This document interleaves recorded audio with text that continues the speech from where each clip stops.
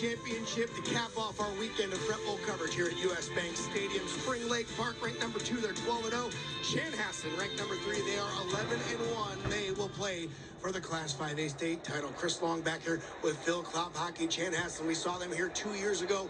Won a classic against St. Thomas Academy to win that championship. A lot of those guys were sophomores then. They're seniors now. They've tasted victory. They want to do it again, including their tight end, Cade Bush, who caught the game-winning championship that day. Yeah, I mean, to win it as a sophomore and get to do it again as a senior is a pretty special deal. A kid who I've gotten to watch on film this season is a dynamic lead blocker, receiver, runner. They find ways to get Cade Bush the ball, and they should. Quarterback Nathan Randler runs an offense that can do a lot of damage through the air. This is their second Prep Bowl appearance. They're trying to stay perfect. As for Spring Lake Park, their only Prep Bowl win back in 1991. I'm sure you remember it in the community. They beat Ricori for that Class A title. Not a lot of mystery what Spring Lake Park is going to try to do today. They're going to run it, and then run it, and then they're going to run it. The question's going to be who, right? In their triple option offense, being able to balance it, giving it to a fullback, pitching out to different backs, and the quarterback pulling. It's going to come down to Chanhassen deciding who they're willing to let have the ball. Lamar Brown being a very dynamic running back for them. So a lot of options for Spring Lake Park. It'll be tough for Chanhassen to stop. And Spring Lake Park beat St. Thomas Academy in the semifinals to get here. Listen to these numbers. The quarterback, Nolan Roach, ran for 190 yards and 2 touchdowns. The other running back, who is their lead running back, Lamar Brown, had 139 yards and also 2 touchdowns. So you try to stop Brown, Roach can kill you. You try to stop Roach, Brown can kill you. They're going to run it, and then they're going to run it, and then they're going to run it. It's going to be tough, and it's exciting to watch all those kids play. Their offensive line is very physical, and again, another team with a very stout defense. We saw a lot of really good defense in the 3A game. You're going to see 2 more great ones this game. Spring Lake Park back at the Prep Bowl for the first time. They lost for the first time since 2016. They lost to one of those Elk River teams. We talk about teams that can run the ball, but is there some momentum for Chanhassen? Like you said, these sophomores, they were here. They played in the Prep Bowl, but Spring Lake Park, this has been a faraway goal for the entire program for a long time, but they're finally here to try to achieve it. No doubt. I know that program had about a 500 season the last couple of years, and they've been excited about this growth. Their coach spoke a ton about the growth that they've made from last year to this year, and that being a motivator for not being as good as they maybe wanted to be a year ago. So they're excited and enthusiastic to be here for a state championship opportunity. One more championship to go, the 5A championship, running the anchor leg for us, and Dave Lee and Justin Kanzemius are going to call it for us. All right, thanks, Chris. And Justin, great to be back with you again here. Just awesome to see you. You know, what's interesting to me is I think about, watching you as you were getting into the playing high school ball, then you get into the Gopher system. And I think about these facilities. I think about Spring Lake Park's field is very nice. Chanhassen's very nice. I mean, these kids their practice facilities are unbelievable when you think about how it was not that long ago. Major upgrades in the last 25 to 30 years, that's for sure. And of course, you can't get a better facility than right here. Well, we're excited to bring it to you on 45 TV. Thanks to Chris and Tori for the game prior to this. And the 2 games, I should say. So we're underway. Just a short hop out to the 28. Take it across that left side to near the 35. So not bad starting position right here as we begin this football game from U.S. Bank Stadium. Well, this is going to be fun to watch these 2 teams. 2 very different styles. Spring Lake Park runs that triple option offense. You don't know who has the football, and they get the ball inside and outside even more quickly. And then, Chanhassen's going to open it wide open to offense. There's lots of window dressing with shifts and motions. They have a big-time playmaker in Cade Bush. They got a big-time guy that goes both ways of the offense and defensive line. So very different styles. Should be a great game. We've started off with an injury on the kickoff, believe it or not. That's why you're seeing a delay right now. There is an injury down of one of the Storm players down along the 35-yard line. So they're tending to that as we try to get that first offensive set in just a few seconds for you. But let's take a look at how they both got here. And one of the interesting games, Justin, without question, was that Chanhassen-Crete and Durham Hall game.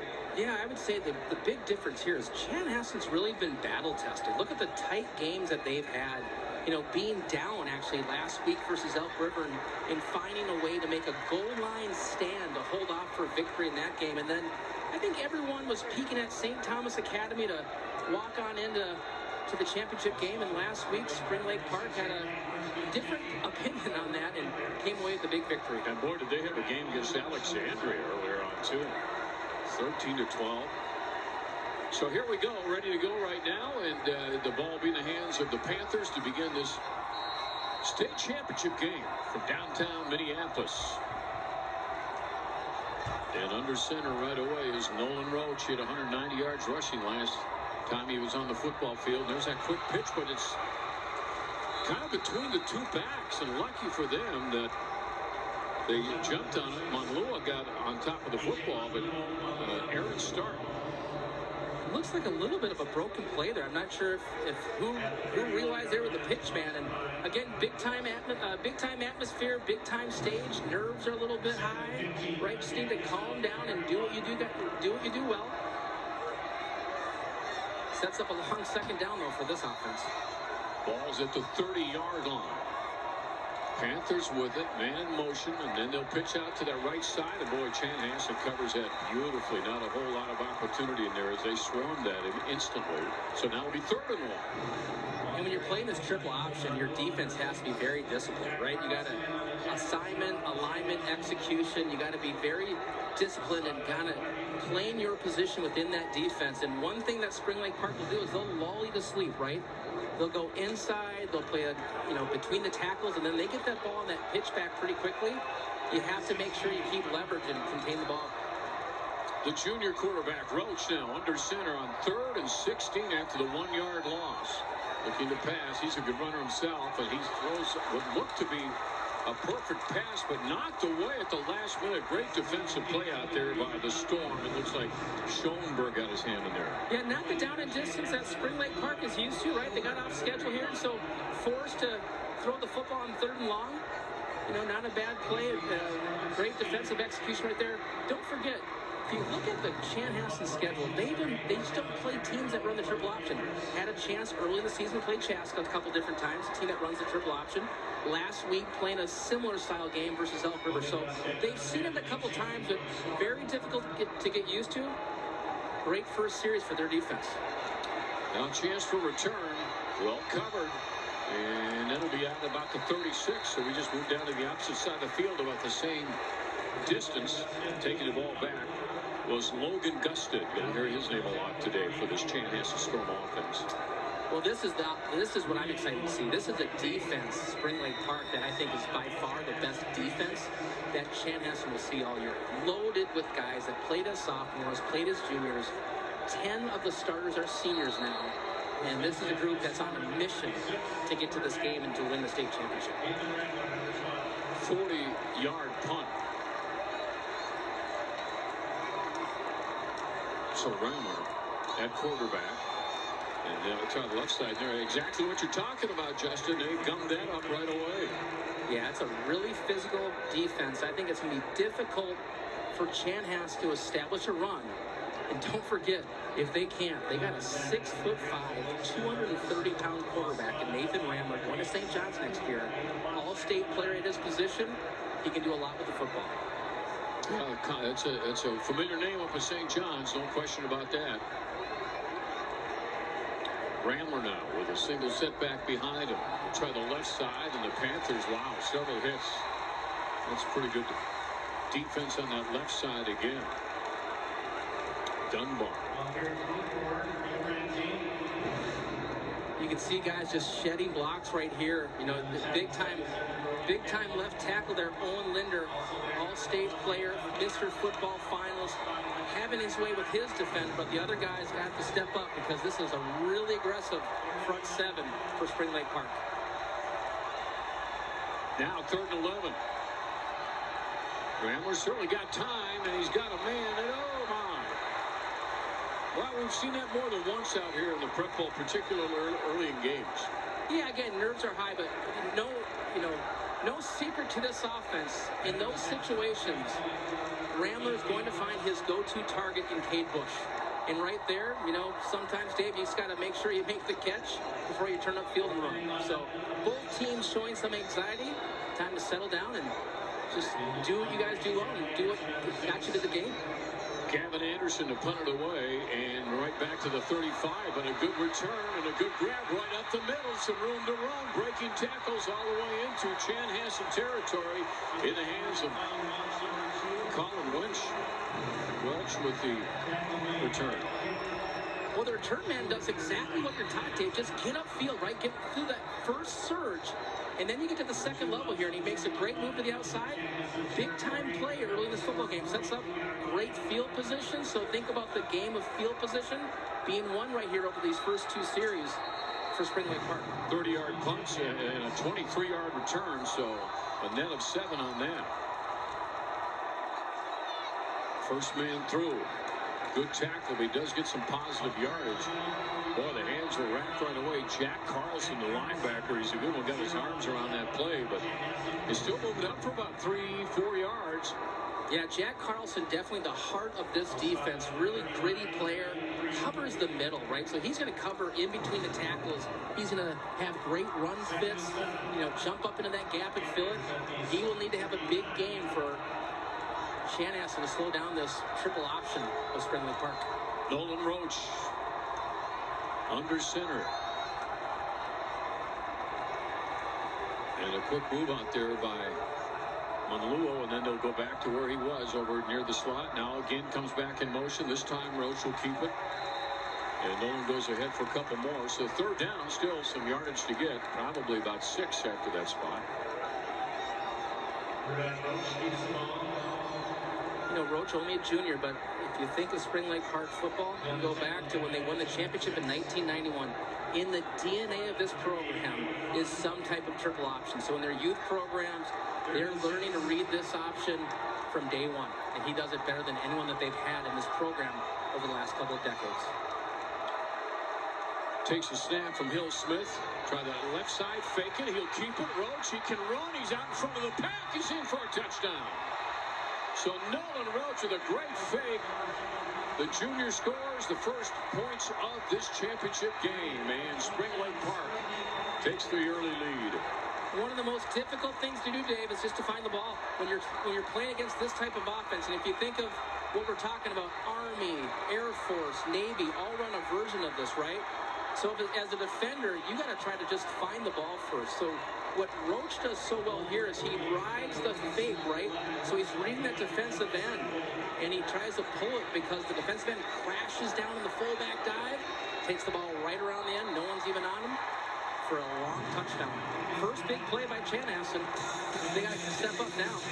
Sam Wool tacks on the extra point. 3 plays, 42 yards, a minute 29. It all finished with a 38-yard run for touchdown by the quarterback, Roach. Ask you this as we start this game here at the U.S. Bank Stadium for the state championship. Defensively, now we've seen what they do with that triple option. Defensively, who's under the most pressure? The lineman, the secondary? What's going to happen? I think those linebackers. The linebackers got to shed blocks and find that ball carrier. And so I thought you saw in that first big play right there, they're getting sucked in by that fake dive. So you got to contain on the outside, and those inside backers got to step up and fill that gap. It's got to be a total team defense. To stop the triple option, you need all of the 11 defenders. And you're only as strong as your weakest link, and right there, a couple guys got caught inside, and you got to have a total team effort. Yeah, a little fake on the reverse, and the keeper straight up to middle. Some yardage past the 20, out to the 23-yard line, and that's where they'll start off of the hands of Coleman Zielinski. He's done a nice job. He got hurt earlier this year, and then came back and played great defense. He got hurt as a running back. So yeah. He came back. They decided they had a couple guys that filled in and were doing nicely, and you don't want to upset what you got going. So they actually asked him to move to cornerback, and he's had a nice return to the season. Yeah, good for him. I mean, that's, you come in here sometimes and you're disappointed or just give it all you got, and that's exactly what he has done. So on the handoff, nice size hole that time. Trying to get around to the 30, down to the 40. Look at this. Big gainer right now for Chanhassen as they come, pardon expression, storming back in the hands of Peyton Ramsey. Well, Peyton Ramsey was one of the guys that stepped in when Zielinski got hurt early in the year. He stepped up and really gave them that what they needed from a running back position. You can see right now he's not kind of a straight ahead runner, but he has enough speed to bounce it to the outside and pick up some yards after that initial contact. 26 on that play, so on this first down and 10 from midfield. Ramler's got time. Now he's hitting the balls, popping up right in the air. And I'm not sure what they called it, incomplete pass or either way. Big time rush right at the end of that play. I think they're calling that a backwards pass or a fumble. The quarterback's hand was coming forward prior to getting hit. Therefore, it's an incomplete pass. Second up. I think the big thing right there is look at the pressure that they got on Ramler, right? They're only bringing 4 guys, right? So you would expect your 5 offensive linemen can keep your quarterback contained, but it shows you the aggressive pass rush of that defensive line from Spring Lake Park. Hemquist on that defensive play, Jim. Again, look at the hole there. Nice running room, and Chanhassen gets a big one out there almost near the first down markers. They're into Spring Lake Park territory, just a couple of yards away from a first down, and again, they'll work it off to that left-hand side, and that's Ramsey. Yeah, they go to that left-hand side because that's where their all-state football player, Mr. Finalist Owen Linder, sits 6'5", 285 pounds. He's just a load and clears a big hole for that running back.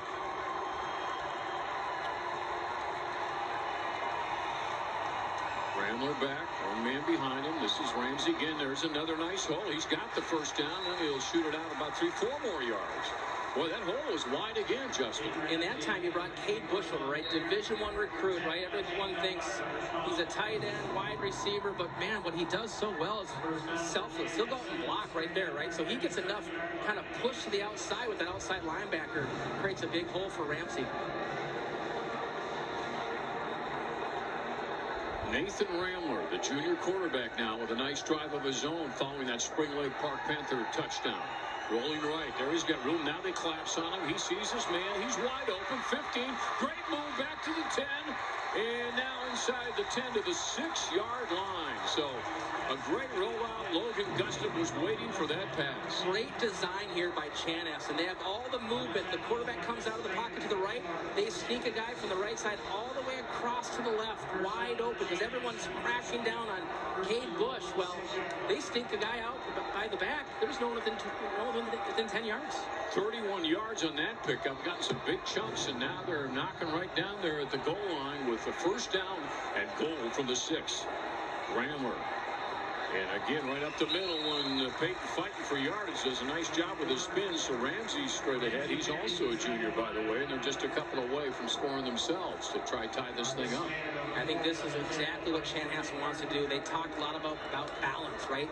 I think the pass opens up the run, right? Because when you're passing the football, those backers get a little bit further off the line of the scrimmage and opens up some big holes for Ramsey. Up the middle, straight ahead, and it is going to be shy of getting in the end zone there for the quarterback, Nathan Ramler.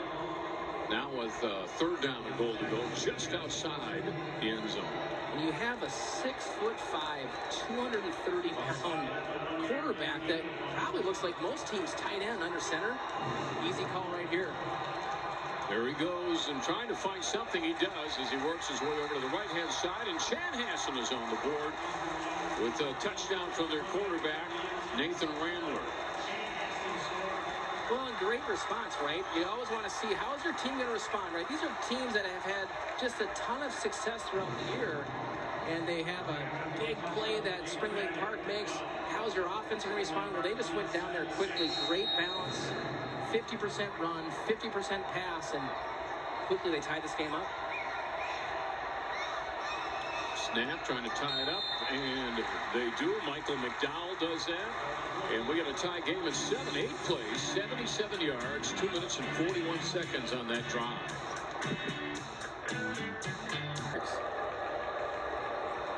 So a little walk up and then a little sprint to the ball, and away we go, and they'll boot that on the ground, and it's going to stay in bounds. So inside the 30, just a hair. I'm on Team Blaze. I'm on Team Blaze. You're a person, you're on a journey, and Blaze wants to be a part of that. Go Blaze! Go Blaze! Go Blaze! Ball will be down at the 30-yard line is where they'll put it, and that's where Spring Lake Park just coming off that Roach touchdown run. And we've yet to see Lamari Brown carry the ball, and he's a workhorse for him too, Justin. Yeah, just an explosive fullback. There he goes. Yep, left side, and boy, look how quick he hits that line. That looked like it might be a 1 or 2 yarder. He ends up with 9 on the play, 8, I guess. Yeah, and he's going against the best player on Chanhassen, Jack Larson. Officials timeout. Low man wins, right? For an injured player. Yeah, for sure. Now I mean, he's been great all year long, and he was great in the playoffs too. Man, they had a game against Alexandria that 1-point win in the quarterfinals, as I recall. Yep. And I don't know, but having played all those years, and is it good to have a tight game in the quarterfinals? Like, we looked at Jackson County Central, and the coach had said, gosh, we haven't had a close game all year, and they got one in the state title game. And they look winded, right? I think the difference here is these teams have played some four-quarter football games, and so they've been battle-tested. I mean, I think the game last night with the Dyna, right, they'd had 3 wins, actually, by a combined 4 points, so they've been used to the big stages and the big games, and I think both of these teams have had some of that too, and that helps. Time for another championship look back. And this was Elk River's win. And you were talking a bit about their offense last year when they won the state championship. Yeah, a little bit different, but also similar. The difference in this offense is the quarterback for Elk River often kind of almost has his back to the defense and is a little bit of a magician with the football. This is different. You see Nolan Roach is actually forward, so he's showing the ball to the defense because he's reading the defense. And so he's giving that ball to Lamari Brown, but if that defensive end crashes down, he pulls the ball out and gets it to the pitch man or tucks it up himself. Look back brought to you by Old Dutch Foods, family-owned quality snacks since 1934. Good rush on the outside with passes right on the numbers. Wow, that was good defense, too. Well, and what a throw, and I think so many people are expecting triple option that they can't pass the football. Well, this season, Nolan Roach has actually thrown the ball for almost 1,000 yards. That throw puts him over 1,000 yards. And so I noticed in warm-ups Dave seeing a lot more passing than I expected. I think when you come into a game like this with a great defense with Chanhassen, you're going to need to take some shots. Conklin with a great catch. Now inside Chanhassen territory, there's Lamari Brown. That's just muscle all over the place here with the line pushing, the defense there, and Brown trying to get some yardage. Got maybe a couple on that play. 2 of the toughest you'll get in a game, and it's 2nd down and 8 for Chanhassen. The Storm coming in here 11-1. Spring Lake Park Panthers 12-0. What a turnaround from a year ago. Well, that 11-1, that loss to St. Thomas Academy came during that Friday night with all the storms, right? So that game was actually halted because of lightning. Some of the Chanhassen people thought they would have come back and won that football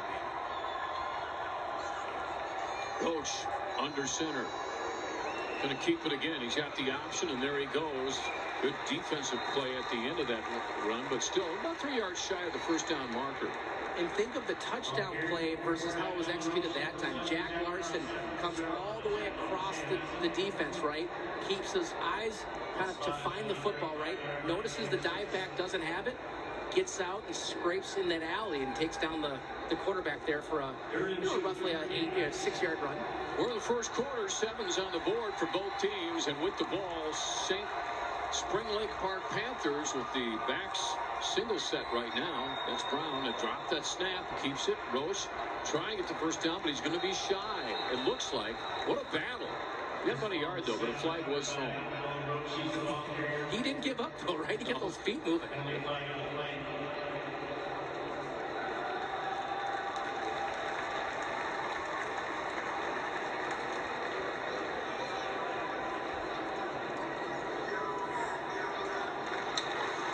Illegal formation. Offense. More than 4 players in the backfield. 5-yard penalty. 3rd down. Usually you have one of either your left tackle or your right tackle. They need to get more parallel to the line of scrimmage. I think right there you can see that right tackle is deep enough. And one of those guys is in the backfield on that right side. Nolan Roach. Well, that penalty gets you off schedule. Right now you're 3rd and long, and you just had 3rd and short. But as Justin pointed out, he can pass too. So with this 3rd down situation, let's see if he rolls to his right. He does. He looks. Got a number of guys out. He's got one man deep. Looks like he's open. He's going to back up, try catch at it. Oh my! Wow! It looked like he had a shot there, Tyler Wilkinson. He was trying to buy time so his receivers could find some separation. Little bit of hand, interference there. Offense, defensively, that seems like a clean play right there. Guys just playing football. And again, I think before that play, right, it's third and long, but where the ball is in the field position, it's 4 down territory. I think you're going to see them go for the first down right here. No need to punt. Well, with 4th down and 7 to go, Nolan Roach takes charge. And again, likes to roll that out. He's going to go the other way. He's got some room to run right now. He's going to get the first down by a couple of yards. Boy, good eyes downfield, Justin. He just saw that gap open up and away he went. Well, he saw that gap, and a lot of quarterbacks at this day and age are going to slide. Well, he knows it's third and long. He's in that pocket, so when he tucks it down, I don't think he knows where the sticks are, so he just puts those shoulder pads down to get every yard he could. Smart play, because his receivers downfield, great coverage by Chanhassen. They weren't open. And Austin Hole was leading the charge. He knew right where to go. It made you wonder if it was a design play. Either way, it's a first down for Spring Lake Park. Game tied at 7. First quarter, as we mentioned, state championship on the line here at US Bank Stadium. Brown just tripped up right at the line of scrimmage. It looked like he had a little gap to go as well. So good tackle there to get him from maybe potentially going all the way on that one. You can see it. And he has that explosion in the hole. That's the thing. If he gets past that first level, there's the athletic ability where he's quick. He's also got some top-end speed. And so you saw last week in that semifinal game, he was the guy that brought the explosion to this offense. Found a couple creases against that St. Thomas Academy defense. More than likely, he's going to lull you to sleep, but he's going to get you for one big one at least once per game. Receivers split on each side. Roach under center. And now man in motion. And that's the way they'll pitch it. Try the right side this time, and they will get some yardage. Another flag has been thrown. That was in the DJ Monluo taking it down for the carry, but let's see what the call is going to be.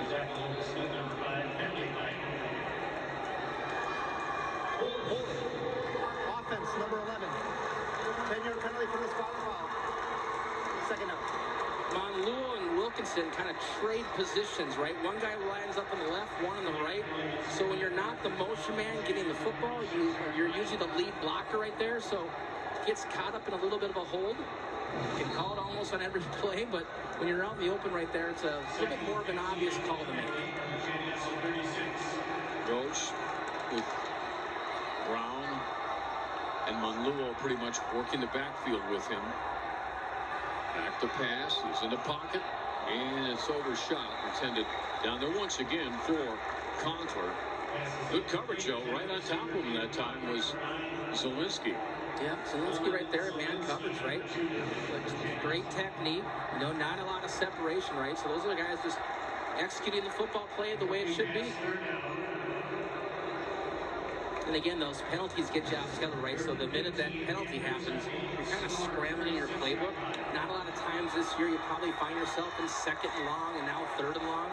So you have to try to balance it a little bit. You can't pass every time here. So again, mix up some run and pass.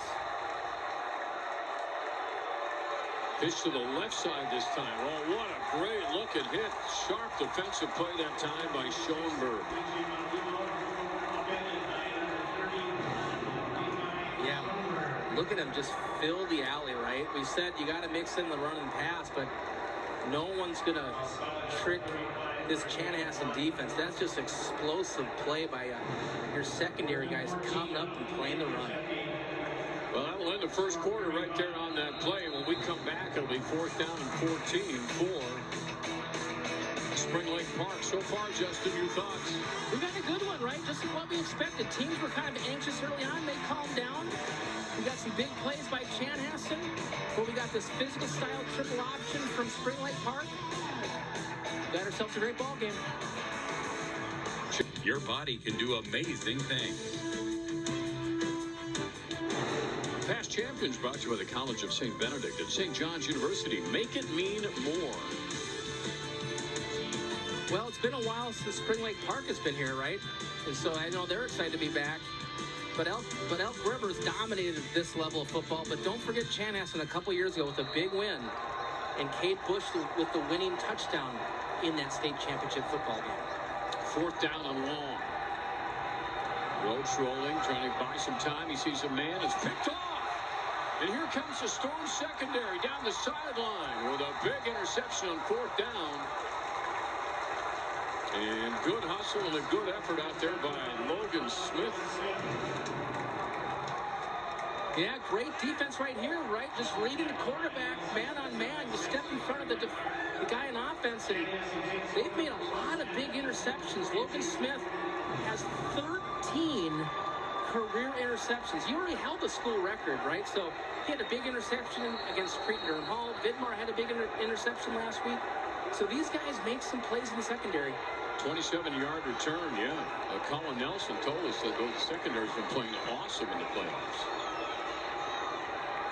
And I would say the same thing for Spring Lake Park. That's where a lot of their strength has come with some big interceptions. There is a gainer up to about the 49, so they're into Spring Lake Park territory on that run. Yep, big possession right here, right? So Spring Lake Park, most of your guys aren't playing both ways. Your defense comes back out, has to settle down last time you're out. Kind of a big balanced attack, running and passing right here. So get disciplined, do what you do, stop them at the line of scrimmage, but your secondary needs to be strong. Ramler, he wants to pass, and that ball it might have been touched right at the end on the outstretched arms of Colin Welch. Yeah, you can see Cade Bush is frustrated there, right?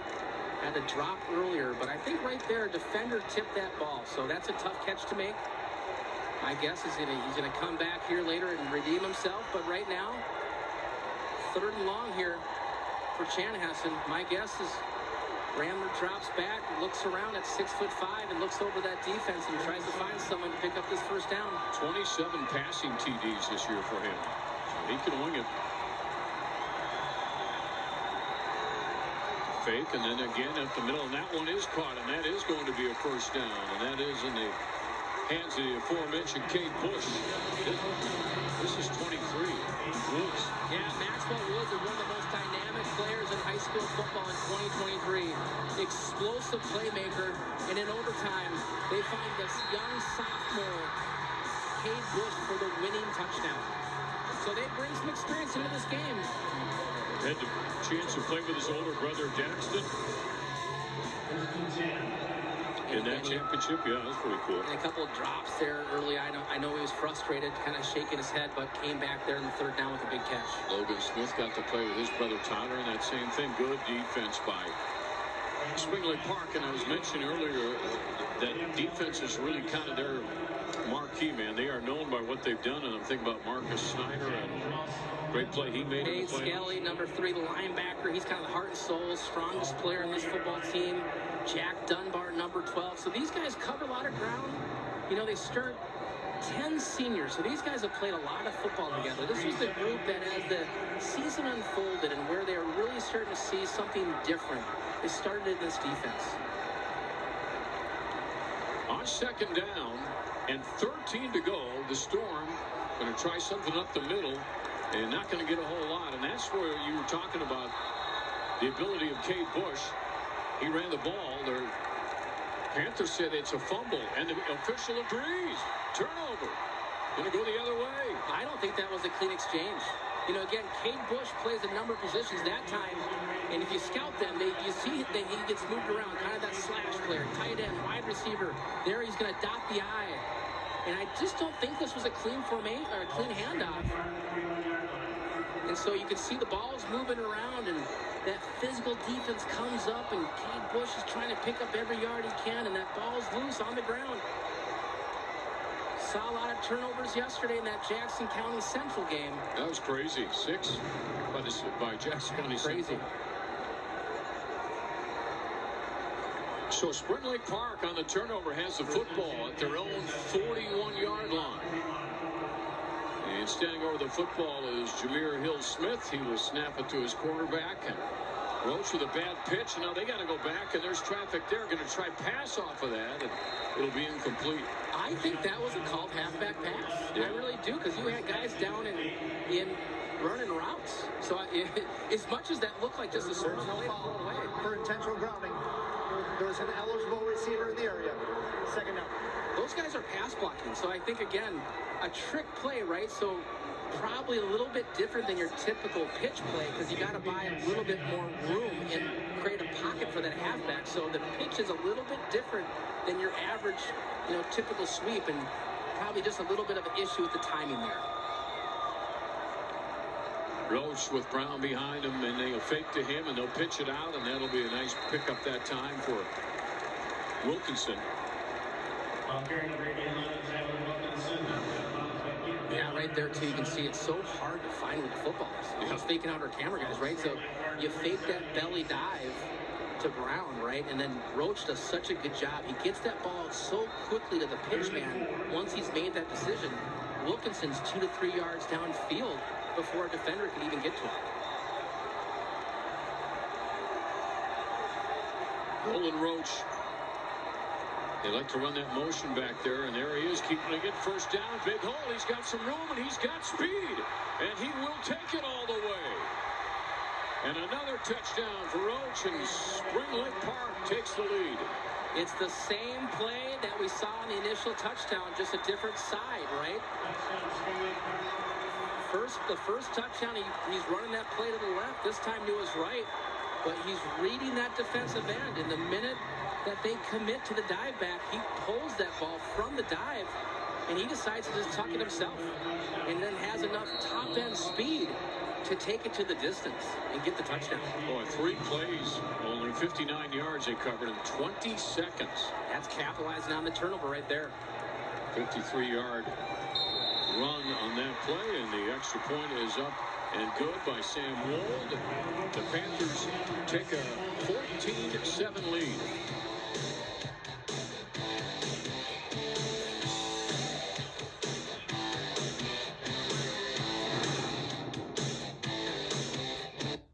Well, let's take a look at who came to the game this afternoon. And Justin, it was a nice long line of people getting in here earlier. They were. Both coaches said the communities really got behind the run to the state championship and expected big crowds. And they sure delivered. Look at the student bodies showing up for Spring Lake Park and for Chanhassen, the alumni. That's great to see. Yeah, wish I had the trademark on those gold cowboy hats. I've seen those cowboy hats. Very nice looking, aren't they? It's awesome. 14-7, first half, second quarter, state championship game. And the fan cam is getting everybody revved up like they needed anything here today. They were pumped to watch this football game, that's for sure. Now, are they going to do the reverse? In fact, they are. And they got some room on the side, but boy, oh boy, is that covered up. And what a defensive stick that time by number 1, Sawyer Thompson. Man, that was a hit. Outside linebacker playing special teams. Breaks down and lowers the boom.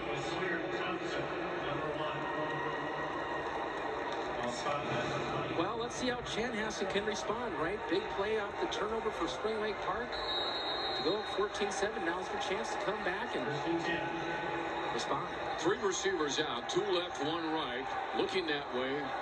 And the pass is caught, not a lot of yards, out to about the 20-yard line. All over him like a cheap soup there is Cade Skelly. Didn't get much room at all. They end up gaining about 3 on the play. Yeah, that big 6'5". I mean, he's throwing the ball down to his receivers, right? Just such a big body. So unusual to see that at the quarterback position, especially at the high school level, right? So he's had such a great career. Nathan Rambler headed up to St. John's, but he's a 71% completion rate this year. Yeah, that's impressive. Rambler will be back there in the gun. Single set back behind him. And there's that little forward pitch. And he'll get some room. That is Cade Bush that time. And it'll be 3rd down, probably about 5 to go.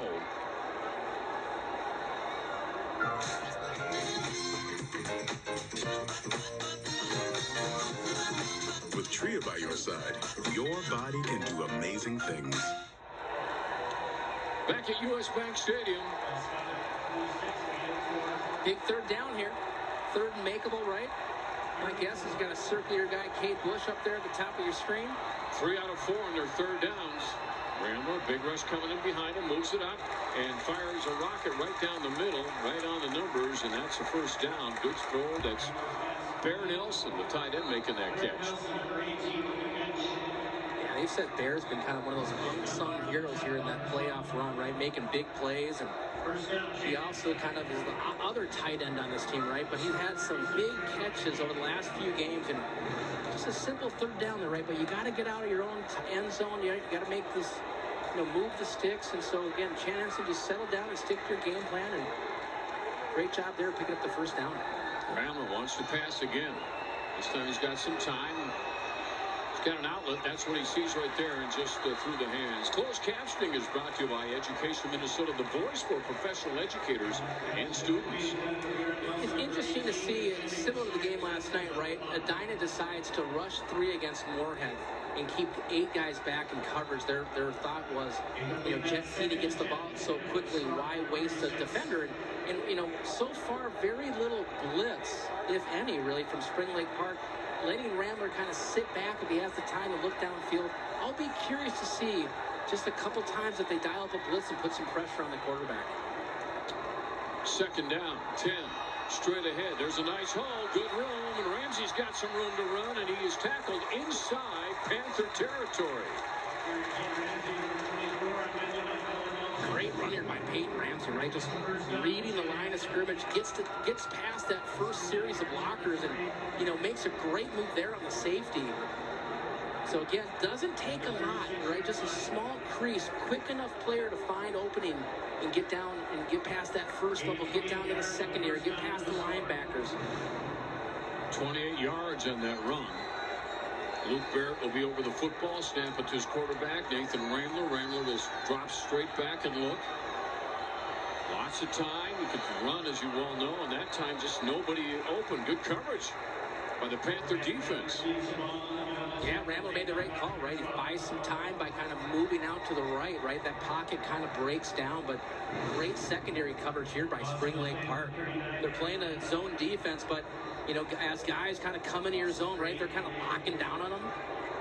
And the linebackers do a great job stringing that to the sideline, and great execution by both sides right there. Ends up in a 3-yard loss on that play, so they'll split one man wide to the left. That's Logan Logan. Here's that window dressing, right? Shift a couple players to the left.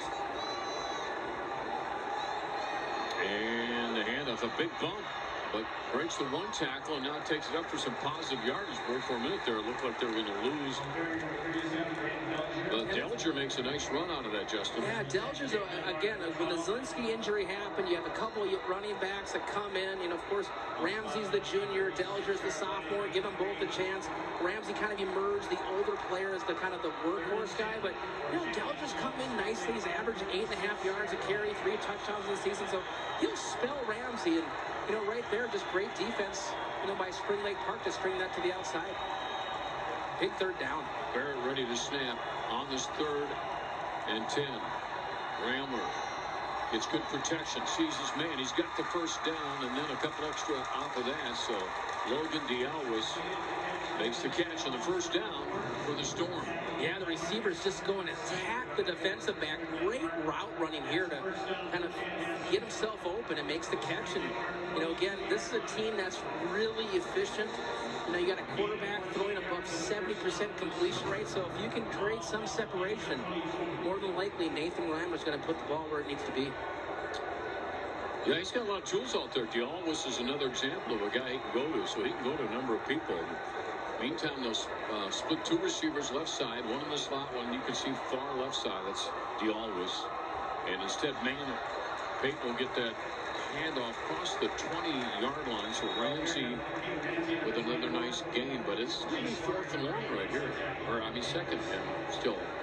Yeah, Ramsey does a nice job kind of coming all the way back and kind of cuts back against the grain and finds a little bit of seam there to pick up a couple yards there. Actually pick up 5 yards. So good little first down play and keeps you on schedule. And Spring Lake Park really opens up that play clock now for this next play. You can run it. You can maybe take a shot right now with Kate Bush. I was just looking at Ramsey's numbers. He was at 8 carries, 80 yards already.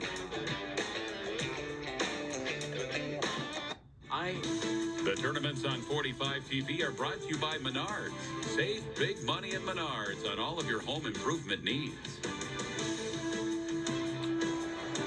Peyton Ramsey off to a strong start for Chanhassen, as we mentioned, 80 yards on 8 carries, and this is a nice drive in progress here deep into Spring Lake Park territory now, as they've got the ball marked at the 17-yard line. It'll bring up second down and 5 to go. Yeah, right now, great balance with this Chanhassen offense, and it gives you a lot of options on 2nd and 5. Ramler with the snap. Ramsey straight up the middle, had a hole, and that was covered up quickly. And boy, coming right in there right away was Cade Skelly to stop that run from going anywhere. For a minute, but Justin looked like he had a little room to run. It did, but then Skelly fills that quickly, right? So again, you had options here. You decided to run it up the middle. Great blocks there, but then look at Skelly shed the block and just fill that gap. And that's what you want to see from your inside linebackers. On the year, Skelly, 126 tackles coming into this football game, and the other linebacker, Jack Dunbar, 133. So when you look at the productivity of this defense, First charge, timeout. Chanhassen. it's with your linebackers. Cullen Nelson is going to chat with his players. Cullen played the Prep Bowl for Northfield back in 1997, by the way. Hey, fill up and save. Head to your locally owned Minnoco fueling site this Monday, the 24th, and get 35 cents off per gallon. Scan the QR code to download the Minnoco Rewards app and claim your savings. Yes, so Cullen was a left guard in 97, and Bubba, I think, was his coach. And they had a nice team then, and I believe they won that game in 97.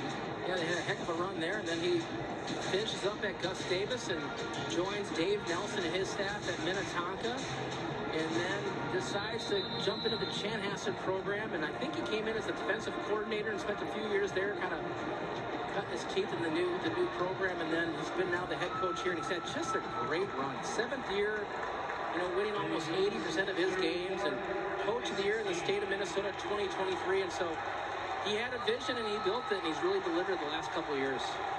His team's got a 3rd and 4, as you can see, deep into Panther territory. Rambler with a quick shot, and the ball knocked loose at the very end. They wanted to go to Bush, but boy, kind of was double covered out there by Thompson and Skelly, and they made sure he didn't hang on to it. Yeah, Rambler, I think right there, he's got his eyes the whole way on Cade Bush. And it's there, but also great secondary play, right? The ball, is in the fingertips there, but you got guys crashing in on you, and sets up a 4th down attempt right here by Chanhassen. By the Panther defense, they've got the work cut out for him right now. Rambler, straight drop, over the middle, sees what he likes, and there it is, a touchdown. He goes right back to Cade Bush, and the Storm are 1 point away from tying it. And as you prepare for Chanhassen, the thing that you prepare for is player identification. And you need to know on every critical down and distance, where is number 8? So right there, somehow he gets lost in this secondary, right? There's a breakdown in coverage. My guess is Cade Skelly probably had responsibility there, but he gets lost. And of course, it's easy for a 6'5" Nathan Rambler to find 6'5" Cade Bush. So 2 playmakers, 2 seniors that have done this quite a few times. 12 plays, 80 yards, took almost 5.5 minutes on the time of possession. And it all ends on that pass from Rambler to Bush, one that they've seen happen for the last 3 seasons at least. 16-yard touchdown pass. And we're knotted up at 14s with just 3:53 left in this first half.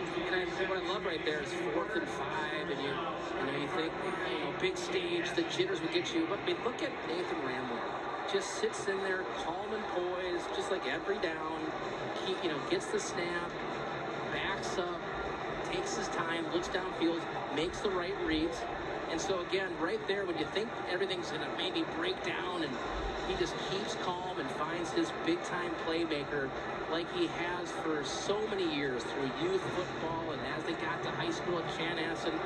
So big down right there, knots this thing up at 14 apiece.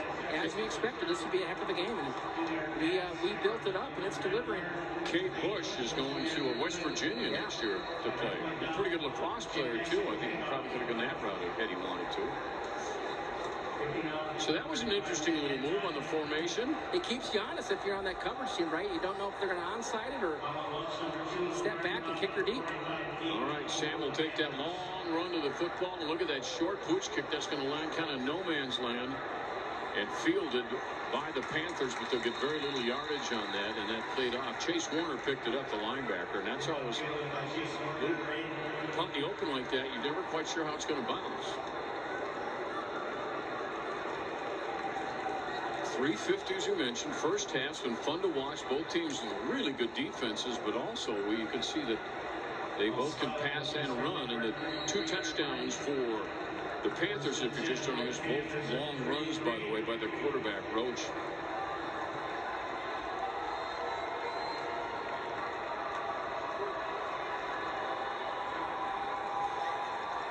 That's Brown in the backfield. There's the option, and oh boy, loose on the tip.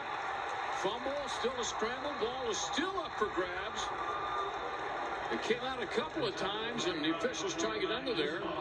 Chanhassen claiming they think they have it. We'll see. Waiting for the officials to clear out the pile. Did Lamar Brown get back on that ball? I think he did. He did, and then it looked like it slipped under his arm again, and man. I mean, again, I think they're both settled down, right? The teams were anxious early, but just like a catch, when you feel that pitch, you can't get your eyes downfield before you've actually properly secured the ball. And I think Lamari's looking down to see where those Chanhassen defenders are, takes his eyes off the ball, and slips out of his hands. Lucky to jump back on it, but that would have been a huge play for Chanhassen. Yeah, they'll take 2nd and 15 after that close call. Brown right up the middle, leaps over the first line of defenders and gets about 5 yards out on that carry. A helmet off, so that means he'll sit out of play. These are the times in football games, right? You're peeking at the clock. You want to get into that locker room, but this is where the momentum swings really happen. Who's going to go into the locker room with momentum? And, it sets up a long 3rd down here. Please reset the game clock to 3 minutes and 5 seconds. The play clock to 40 seconds. Both will start on my whistle. And so we've seen a couple times today when Spring Lake Park's been in this position, they're going to let their quarterback, Nolan Roach, go back and find a receiver downfield. Roach under center. There it is, the option. He'll keep it. And again, he gets that good breakout speed, crosses midfield all the way into Chanhassen territory, and Roach is so quick and so deceptive on that play. And as you said, Justin, hard to see who's got the ball or what he's going to do with it. Yeah, I love the play call there, because I think most people expect him to pass, even though it's a running team. That's what they've done in this game. But he actually goes to the weak side, right, where there's fewer guys, right? He finds numbers, and give Peter Vidmar credit. He comes all the way across the field for a touchdown-saving tackle. Oh, Vidmar's played so well, particularly in these playoffs for Chanhassen. Brown, left side, short game. Look at that! He pitches back to Roach. Oh, they're going to call him down before he pitched it, but I don't think that was designed. That's backyard football. I think that's what happens when you grow up together. Forward progress was stopped prior to the backward pass. Look at that. We don't see that very often. And I don't think there was a whistle blown, right? But apparently there was. But he wants to, he knows it's late in the year. Reset the game clock to 2 minutes and 22 seconds. Oh, I love the way they're thinking out there, though. Here's today's Dairy Queen fan of the day, Ellie. Download the DQ app to receive free treats with DQ rewards. How about that? That sounds good right now, doesn't it? Oh, Dilly Bar, the Wizard. It does. Why is that a DQ? I don't think you can make a bad choice, honestly, at Dairy Queen. Love it. I'm pretty sure. The DQ. Roach, 8 carries.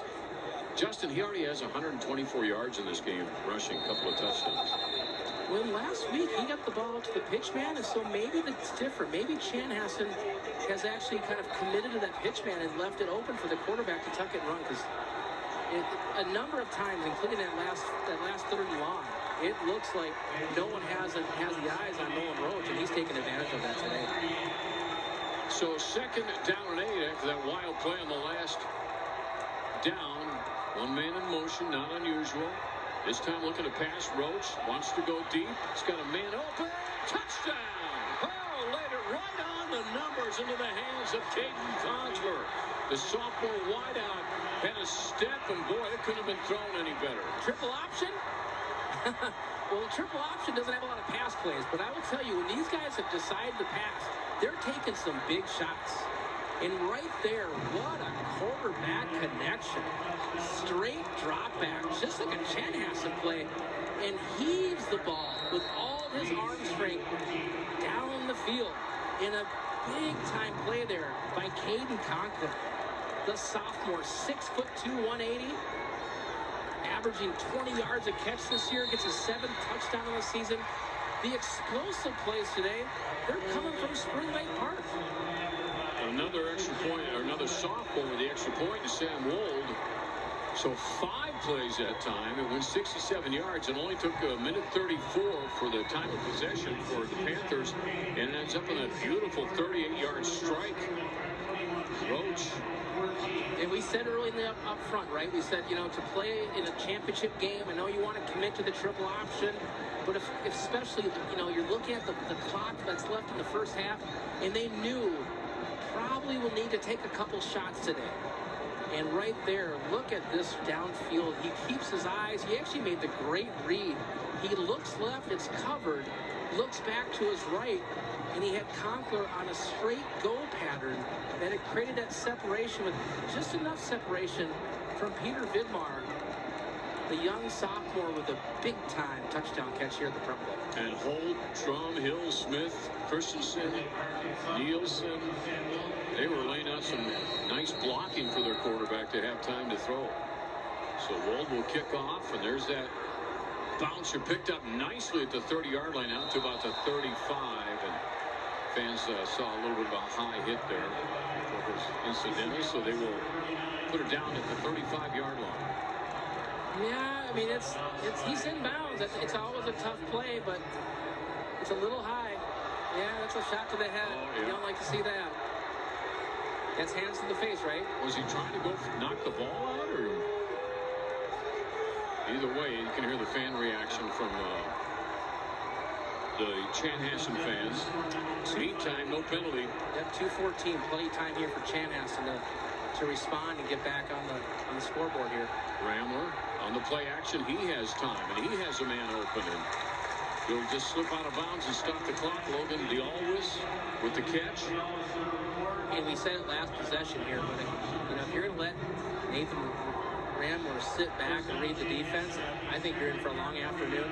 At some point, Cade Skelly, Jake Dunbar, someone is going to have to join that front four, that front three that you have trying to get past the offense line and try to create some pressure on Nathan Ramler, because if you let him have it, he will pick you apart. Yeah, 2,200 passing yards this year. There he is again. He's got time. He wants to go deep. He's got a man, and just can't hang on to it. However, a collection of flags cover the field.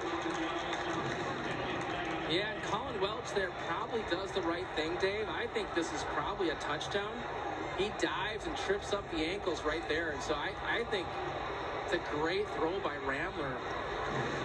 Pass interference. Defense, number 2. 15-yard penalty from the previous spot.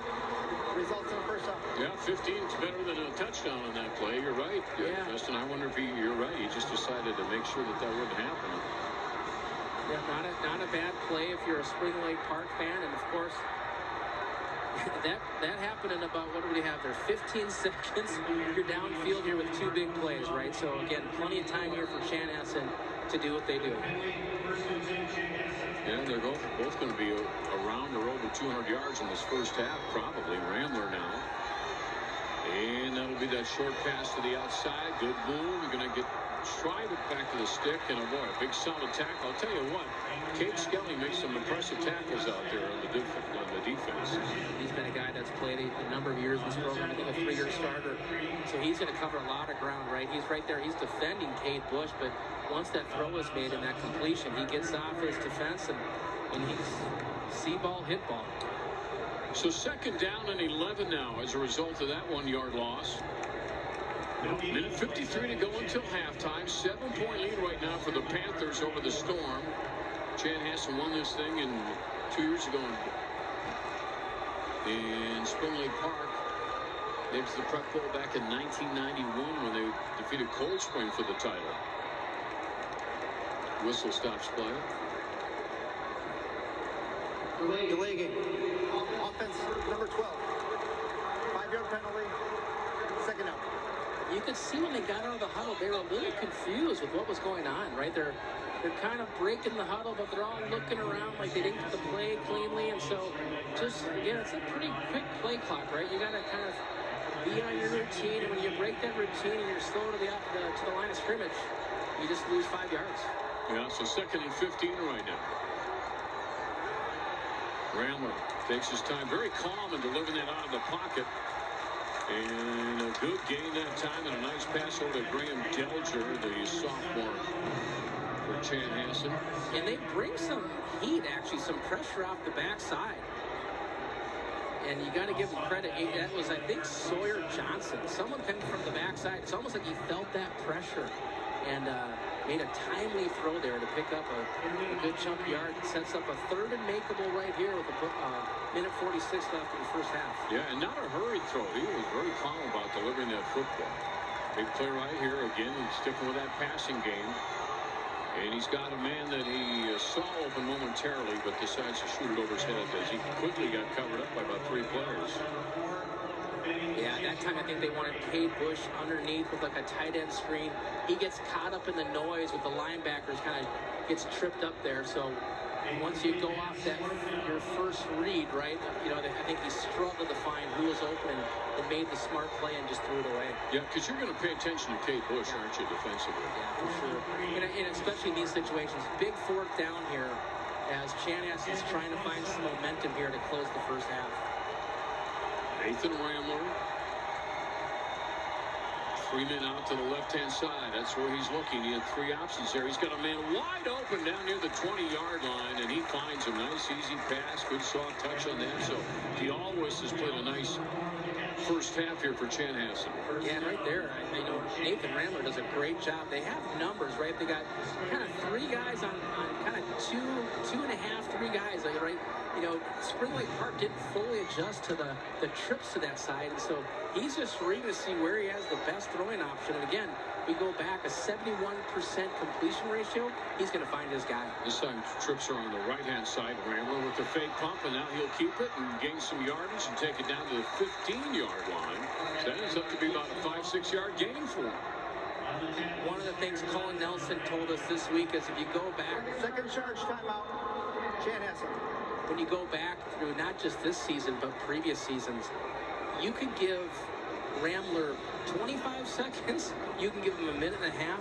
He always has shown he can move his team downfield. And we've seen it in the playoffs, and he puts up points when you least expect it. And this is no exception right here. You get the ball with 2:16, and it's a methodical play-by-play, looking downfield, finding some finding Cade Bush here and there, but he's been a big-time player here, and so has Cade Bush. Cade Bush is one of the kind of heart and soul players of this program. Made an impact as just a sophomore, and even today, you can see in the big play situations, there are no bones about them. They're going after their big-time playmaker, a Western Virginia commit, a big target, and you know the breakdown of the defense is you got to not just put one guy in Cade Bush. Like David Mack last night with Moorhead, they had 2 or 3 guys from Medina on David Mack, and you need to have Spring Lake Park doing the same things if you're trying to slow down Chanhassen. 2nd down and 5. Ramler, a big rush coming up behind him right now, but he gets rid of it again, and the pass is caught, and it is going to be a good catch. Wow. Right down near the 5-yard line. Boy, Dialwis, they are really using him a lot in this first half. Tight rope in the sideline. Dialwis right here. Does he catch it and keep his feet in bounds? Yeah. Wow, he does. Oh, great shot, guys. What a great catch by the senior. That's not just a great catch. And I think they're going to look at it again. Well, it's a catch. I think they probably will check it. Prior to the snap. Final charge timeout. Spring Lake Park. Okay, that's what it is. Yeah, that was the last second timeout right there. Look at it, though. It looks good. Yeah, what great body control. I mean, first you got to secure the catch. And then you have to have both feet down. I think there could be a little bit of a question, does he have full control? But it looks good to me. The feet are in bounds for sure. It's really a question about when does he fully control the football, because the completion of the catch, he always maintains control. The ground did nothing with it. Talk about those helmet covers that some of the guys wear now, Justin. Well, it's a little bit of a precaution, trying to make football as safe as you can, Dave. And I think typically it's an option for players, but it's supposed to kind of help prevent the potential risk of a concussion. And so I love that, the fact that they're making it available and many players are choosing to use it. All right, you can see the score, 7-point difference, and only a minute or so left in this first half. And that one is read well. Trying to spin it, got out of it, and come the other way was Delger. The sophomore did a nice job, but it was covered up by the Panther defense, which they're known for this year. Chanhassen taking their time. They have one timeout remaining. Clock just went below 50. You got your poised leader at the quarterback position. Looking left, sees something he likes. Dialwis again, but again covered up. So you got a series of players that come in there, and in this case, it was Marcus Snyder, who's had a great Final charge year. timeout. Chanhassen. And Cade Skelly making sure they stop Dialwis that time. So it's going to be third down and goal. Yeah, this is one of the plays that we could look back to and be one of the biggest plays of the game. And this is where, at some point, are you going to sit back, especially at this point in the field, you're going to sit back with 7 guys in pass defense, or are you willing to try to tighten down the coverage, right, and actually bring some pressure? I would not allow Nathan Ramler right now to sit back in a comfortable pocket and make his reads. I think he'll convert it. I would not be surprised right here with the chance to set up the right defense here to put some pressure on the quarterback by dialing up the blitz. Well, there it was, the score from 1991 when they're the Class A champions and beat a good Ricori team 20-0. And you can see the names right there of the guys that were playing for the Panthers back then in the first appearance of the state tournament. 91 was a great year for sports around town, including golf. I think we had the U.S. Open or the Hastings, if I remember right. Super Bowl. That reminds me that Troy Merritt, of course, is a grad of Spring Lake Park. Great golfer. On the rush, loose ball. Look at this. With 28 seconds left, it's going to go back to the hands of Spring Lake Park. And a good hustle out there and recovery by Isaac Olson. And they got pressure, but I don't think they blitzed. I just think it's a defensive line that's been your strength all season. They rotate guys in, so they have fresh bodies. I just think guys get off the blocks. Oh, great rush that time coming in to make that thing happen. Right, it was Hemquist. Hemquist, right? 2 sacks in the season coming into this game. So, you get your great quarterback you make him a little uneasy, and you flush him deep in the pocket. And big play by Spring Lake Park to carry that momentum into the locker room. That was a big opportunity for Chanhassen that more times than not have converted on those types of series, downfield quickly with the quarterback. Big stop there to come away with no points. Great goal line stand. You talked about how important that last few seconds could be, and we'll see how this game plays out in the second half. But in the meantime, this is the end of the second quarter. We have Chris and Phillip coming up with a very busy halftime for you. Review what's happened here in the Prep Bowl as we're into our final game of the tournament. And it's a good one. What are the coaches telling these guys at halftime, Justin? Well, I think you're saying keep doing what you're doing, right? This game's far from over. I think if you're a Spring Lake Park, you're excited, but you're also expecting to be a major contender in this game, right? You go back to the big plays that your quarterback has made. I mean, the 2 long runs and a big-time throw for a touchdown. But don't forget, Nathan Ramler, he's made some big plays. Cade Bush has made some big plays. So Ramsey's run the ball well. So there's a lot of football left. I just make sure everyone rests up, make some adjustments. I think we're going to see a lot of the same, but this game's going to come down to who wants to become a state champion in 2025.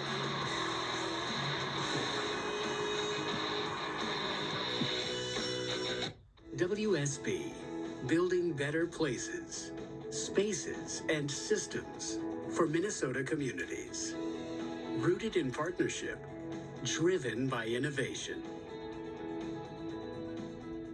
'Tis the season for tunes. Every weekend until Christmas, get into the holiday spirit with a lineup of Yuletide tunes. Cue the snow. Featuring a flurry of classic cartoons that slay.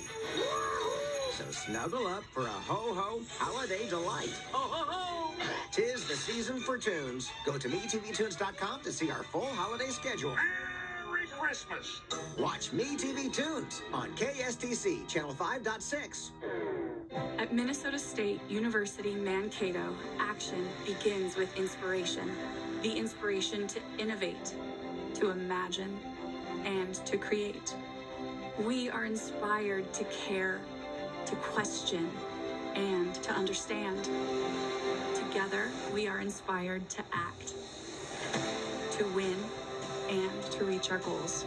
Be inspired. Minnesota State University Mankato. You've seen the ads, the chaos, the pressure. You could shop anywhere. But at the Furniture Mart, we're keeping it real. Our goal is to earn your business with furniture that works for your life and deals to bring home what matters. Will you still find great doorbusters? Will you save more with us than with the other guys? Of course. But that's not the point. Shop the Furniture Mart this Black Friday. No gimmicks, no nonsense, real savings. Thank you. My son's already in the car. Bye. Yeah, I forgot to know, but I think you're wonderful.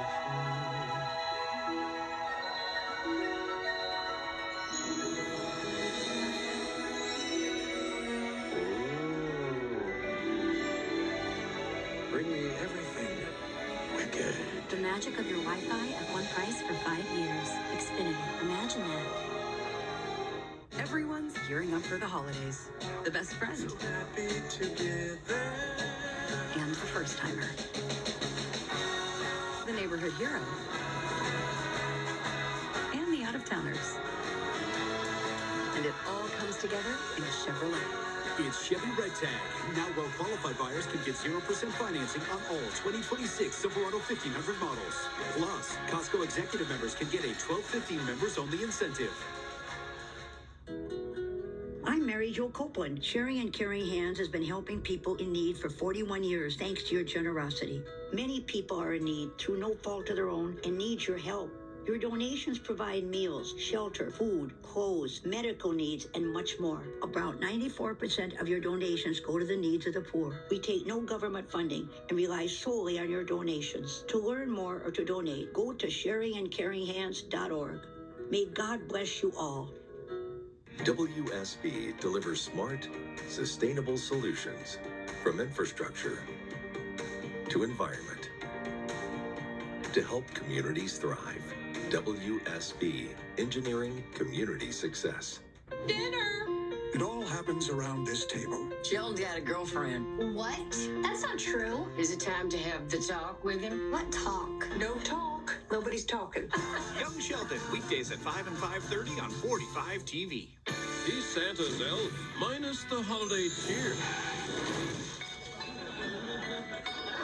My carpal tunnel's acting up. Play for the pain. Happy holidays from The Big Bang Theory. Weeknights at 6 and 6:30 on 45 TV. The tournaments on 45 TV are brought to you by New Range Copper Nickel. Learn how New Range powers America's next big play. Visit newrangecoppernickel.com. Spring Lake Park, 3 touchdowns. Their quarterback Nolan Roach had a hand in all 3 of them, but their defense comes up huge, stopping a Chanhassen drive in the final seconds, a minute and seconds is right, of the quarter to preserve a 21-14. Chris Long back with you here on 45 TV along with Phil Prop Hockey. Spring Lake Park did what we said they were going to do. They ran the ball, but the biggest play of the half might have been when Nolan Roach, who has 124 rushing yards, delivered a great pass into the end zone, a huge momentum-changing touchdown. Yeah, it did exactly what we kind of thought he would do. Had 2 big rushing touchdowns, and then the big dynamic kind of slant and go where he slides up in the pocket and makes a big throw is a play we weren't expecting, but it's the difference right now in the game.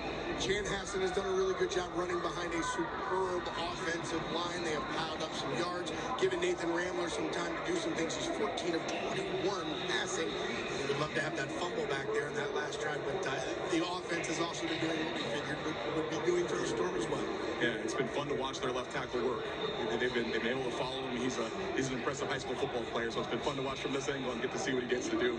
Rambler's been really impressive. 21 pass attempts in the first half, a couple of touchdowns to Mr. Bush, but the defense is doing a really good job of keeping those windows relatively tight and making it difficult. Oh, and Linder, that tackle. If you're going to play, you said it when you're watching it. If you're being recruited to play on the line at Iowa, you've done something right. This game's shaping up to have a heck of a finish, and we had a heck of a game last night for the 6A championship. And Edina running back Chase Bjorgard had a night for the ages. 31 rushes for 320 yards. 6 touchdowns, 4 on the ground, 2 in the air. That ties a Prep Bowl record. I do want to mention that Moorhead quarterback Jet Feeney also set a Prep Bowl record. He threw for 373 yards. Edina doing it up in the end to beat Moorhead 42-35. Edina's first Prep Bowl title, their 7th overall title. The last was in 78. That predates the Prep Bowl. And this meant a lot to this team. These guys lost the state championship game 2 years ago. The quarterback Mason West was in on the play with Chase Bjorgard. It was a 2-point conversion try at the end of the game that cost them the game, but they came back and won it last night. It says here that people are surrounded by forest products they use every day. I don't believe that. You might be amazed to know that over 5,000 products come from trees. From medicine and clothing to football helmets, chewing gum, and more. They all come from renewable forests. All right. We get it. Minnesota Forest Industries, surrounding you with abundant products from healthy forests. I'm your teacher. I'm here at the beginning. I'm a science teacher. I'm here to spark curiosity. Extracurriculars give students and families a sense of connection to our communities. Sports, music, and activities aren't extra. They're where students learn to lead. I'm an educator. I'm fighting for our students. I am your English teacher. I'm here to help you express yourself. We are Education Minnesota, the voice of professional educators and students.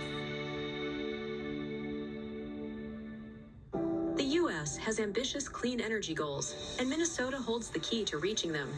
We're home to one of the world's largest copper and nickel deposits, and New Range will invest more than $1 billion to responsibly develop these resources. Together, we can boost America's energy security and create good jobs for Minnesota families, all while cleaning up former mine sites and protecting local waterways, leaving the land better than we found it. New Range is the right project, in the right place, at the right time. Can you hear it? It's heritage. Can you feel it? It's transformation. Can you see it? It's a new kind of horizon. Your brightest moment is right now. North Dakota State University. See how far your horizons will go. Lake County's on the play. Nature's rhythm, center stage. Lake County, USA. Nature's rhythm, center stage. All right.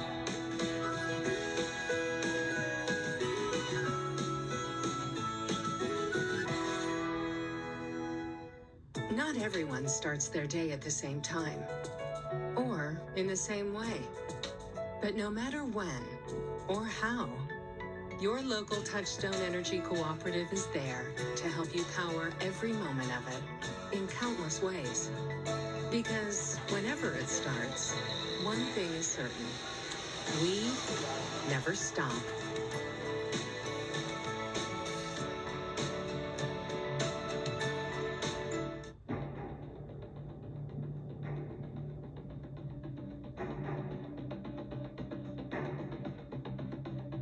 All right, this is an important play, so let's go. At Friends and Bank and Trust, we know the most important game plan you can make is the one for your financial future. Our bankers are here to help with all your financial needs. Visit frandsandbank.com to find a location near you. I thought leadership meant running meetings or giving speeches. But there are so many different moments that create a leader.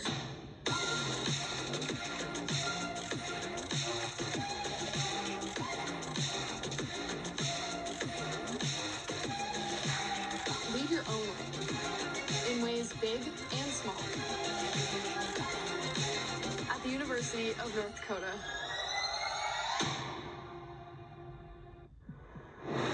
Spring Lake Park struck first. Nolan Roach, 38-yard touchdown to make it 7-0 early, Phil. Yeah, taking advantage of running some triple option stuff weak and outnumbering right now. Talked about that Chanhassen offensive line. Look at the damage they do to open it up for Peyton Ramsey here. Follow the Hawkeye. Follow the Hawkeye. And that sets up a touchdown. Just the power running behind that line, and a little power as well. Nathan Rambler gets in to tie it at 7 after 1. Then Nolan Roach again opens the scoring in the second quarter to put SLP up. Yeah, the cut he put on the linebacker there made Matt back hurt up here. It was a great cut for a touchdown. Big play here, 4th and 4 at the 26. Chanhassen, Nathan Rambler looks for Kate Bush. Yeah, it took some courage to make that play call, but it was a huge play on 4th and 4. I tied it with 4 left, then Spring Lake Park comes back. We said they're going to do nothing but run today. Whoops. Yeah, just got to say it. A touchdown pass to a sophomore with a huge slant and go for a big play. Has been an explosive half already. That put the Panthers up 21-14. Then they get the strip sack fumble to keep that lead going into halftime. The Prep Bowl stats brought to you by Cub. For online orders, go to Cub.com. Shop Cub, shop happy, pretty even. That's how we like it. Second half coming up next. It's time for the Luther Tire Sale. This month, you'll receive a Luther $100 gift card when you buy 4 tires. Why get your tires at Luther? Our factory-trained experts match the perfect tire for your vehicle. Plus, you always get Luther's everyday low price guarantee and lifetime rotation. It's the Luther Tire Sale. Buy 4, get 100. Luther. Turns out the best place to buy a car is also the best place to buy tires. Find your nearest dealer at lutherauto.com. Your family's health means more to you than anything. So when your little one is sick or your dad's heart needs help, you want to do everything for them. And with Health Partners, you can. Because with over 300 locations to choose from, your care is always close by. Plus, you'll have access to our wide range of specialties whenever you need them. And it's all connected in our one care system. So it's easier to get great care for your whole family. Health Partners, your healthcare simplified. Let Carousel Travel make this holiday season the most memorable of all by giving your family the gift of time together. Experience the wonder of an African safari, the natural beauty of an Alaskan cruise, or enjoy a tropical adventure in Hawaii.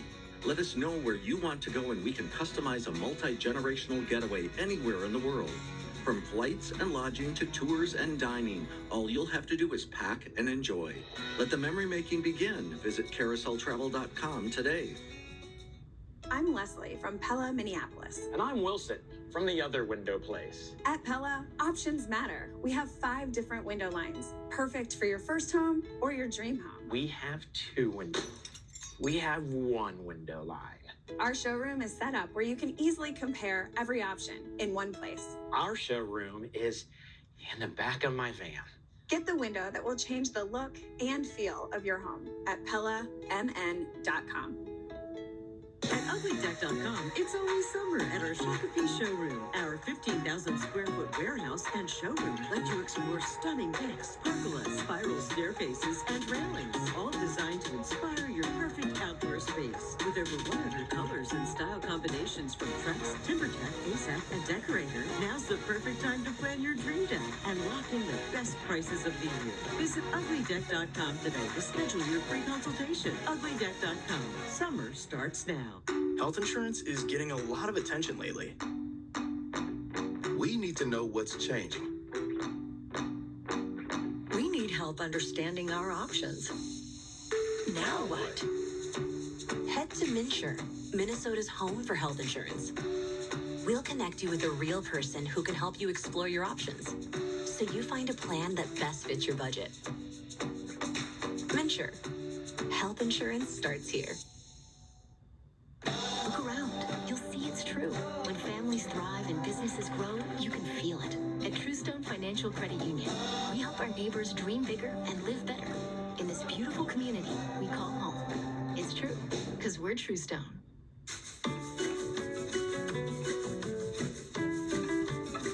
At 2 Men and a Junk Truck, we can remove your things so you have room to dream. Introducing the Eyewitness News at 9 action figure team, as seen on 45 TV. Whoa! Awesome! Featuring Lindsey Brown. Getting you caught up on everything that's happened during the day. Evening meteorologist Chris Reese. Giving you an even earlier look at your forecast first. And Kevin Doran. Don't wait for your local news. Get it right away at 9. Collect the whole team and watch Eyewitness News at 9 on 45 TV. The tournaments on 45 TV are brought to you by LutherAuto.com. Luther, we do it all. Eric Martins is the executive director of the Minnesota State High School League. Nice enough to stop up here to see Justin and I at halftime. Eric, great to see you again. I do want to mention somebody very special in your life, though, that's important, and that's Bob Gray. Can we just mention him for a second? Absolutely. Bob Gray is just an outstanding servant leader. Spent most of his time in Montevideo High School as an AD and a coach and an educator, and has served the high school league as a region secretary. Was a prominent figure here at the league at tournaments all the time, and so unfortunately passed away during our track meet this last spring. So he's definitely missed, but has been incredibly valuable, especially in that part of the state, but across the entire state. Yeah, he looks so familiar for everybody that might go to tournaments. You see Bob all over the place. Let me ask you, if I can, about participation right now in the high school leagues, Eric. What are we at? How's it looking? You know, we do really, really well in Minnesota. We're about 20th in terms of total students overall, but we're in the top 10 in the nation in terms of participation. Well over 140,000 kids a year are participating in high school league activities. All total, 265 participants counted in all of our sports. 51 different activities, including the fine arts, all a big part of a huge prominent role here in Minnesota. Justin and I were chatting. We saw some of the flag football notes up on the big screen. Let's talk flag football if we can for a minute. Yeah, super exciting. We continue to be connected to the organizers of flag football. We're seeing more and more girls that are getting involved and more schools getting involved. And that's how it gets into the Minnesota State High School League, is our schools really get involved and engage and say, you know what, it's time for it to become part of the high school league fabric. And so we continue to work with them. A couple other emerging sports, boys volleyball? Yeah, boys volleyball is up and running. We just had our first state championship this past fall. Great number of teams taking part in that, and we are thrilled with that. It's been really, really successful, and kids are jumping in that direction as well. Starting the second half, Chanhassen gets the football and run out about 4 or 5 yards. Here's an age-old question I often get, Dave, about Minnesota spring high school sports with the weather. Is there any talk of, would you ever move a sport from the spring to the fall? Like, I don't know if other states are like a golf that you can run track in some pretty cold weather. Is there ever talk about this baseball or extending the season or moving it from spring to fall? It's a very common question for us to hear that about different sports, and spring is our busiest season in terms of number of options for kids, and so there's always that consideration. Boys volleyball landed there because of where they had been, and so I think we just continue to have conversations about what might work. We obviously pair with a lot of different entities out there. Golf courses would have to be on support with that, with the golf side of things. Baseball, our Legion and town teams are really, really strong across Minnesota, and so our participants also want to have those options as well. So we look at all of the factors and continue to take a look at what might be possible and what's the best answer for the most people. The good news, the facilities, especially if you think of baseball, with all the turf fields, has really helped when you have a tough winter, right? When you have a long winter and a tough early spring, those turf fields sure help. Yeah, and our spring weather can be everything, right? It can be really warm, but it also can be wet and cold for a long time. And so you're right. Having facilities that can handle multiple different events and be able to land well within the weather is important. This is Ramler dropping back now in the fake pump, and he'll go for the short side and make that connection out there for about another yard gain or so. It's going to be 3rd and 7. So, Eric, before you go here, your impressions of the 2 weeks here at U.S. Bank Stadium. So first of all, U.S. Bank is a great place for us to be able to play. Again, we take weather out of the mix, and we're able to bring 14 games last weekend and 7 more this weekend. And I just think the quality of football players just incredible as we've seen them here. And we've got another very, very active offenses on both sides and really fun to watch. All right, Eric, thanks for coming on over as you watch Nathan Rambler roll, scramble, trying to get the yardage to get that first down, and he'll be shy of that. So 4th down decision coming up here for head coach Colin Nelson. Eric, thanks for coming over. Good to see you as always. My pleasure, and thanks so much for the coverage. Yep. Second half underway. Great first half. Chanhassen gets that opening kickoff, and now they've driven into Panther territory. And do you punt here, Justin? Yeah, we got a punt actually, Dave. Here we go. I'm a little surprised, but it's early in the 3rd quarter. Field position's a big deal, and it's a fork and it's a long. It's a 4th and 8. So I think this is the right decision. Gavin Anderson is the punter. No rush, and he gets off a beauty, and the fair catch is called for and dropped. And did they jump back on top of it? They did. Wow. Little fast heart beating right there for John Stewart and his staff. But hanging on to the football that time was Colin Welch, giving everybody a little uptick on the heart measurement on your phone. Yeah. I mean, it looked on that first series, I thought we saw Chanhassen came out and they were throwing the football. So that might have been a little bit of a talk at halftime. Maybe throwing it a little bit more. But I got to give credit to that Spring Lake Park defense. I feel like they're getting stronger and stronger as the game goes on. And the most points they gave up this year was in the last game against St. Thomas Academy, 23. Otherwise, not a lot of points scored on them. So Nolan Roach, who had a strong first half, will hand it off to start half number 2 for the offense for them to Lamar Brown, who comes into 1,000+ yards and 13 rushing touchdowns this year for the Panthers.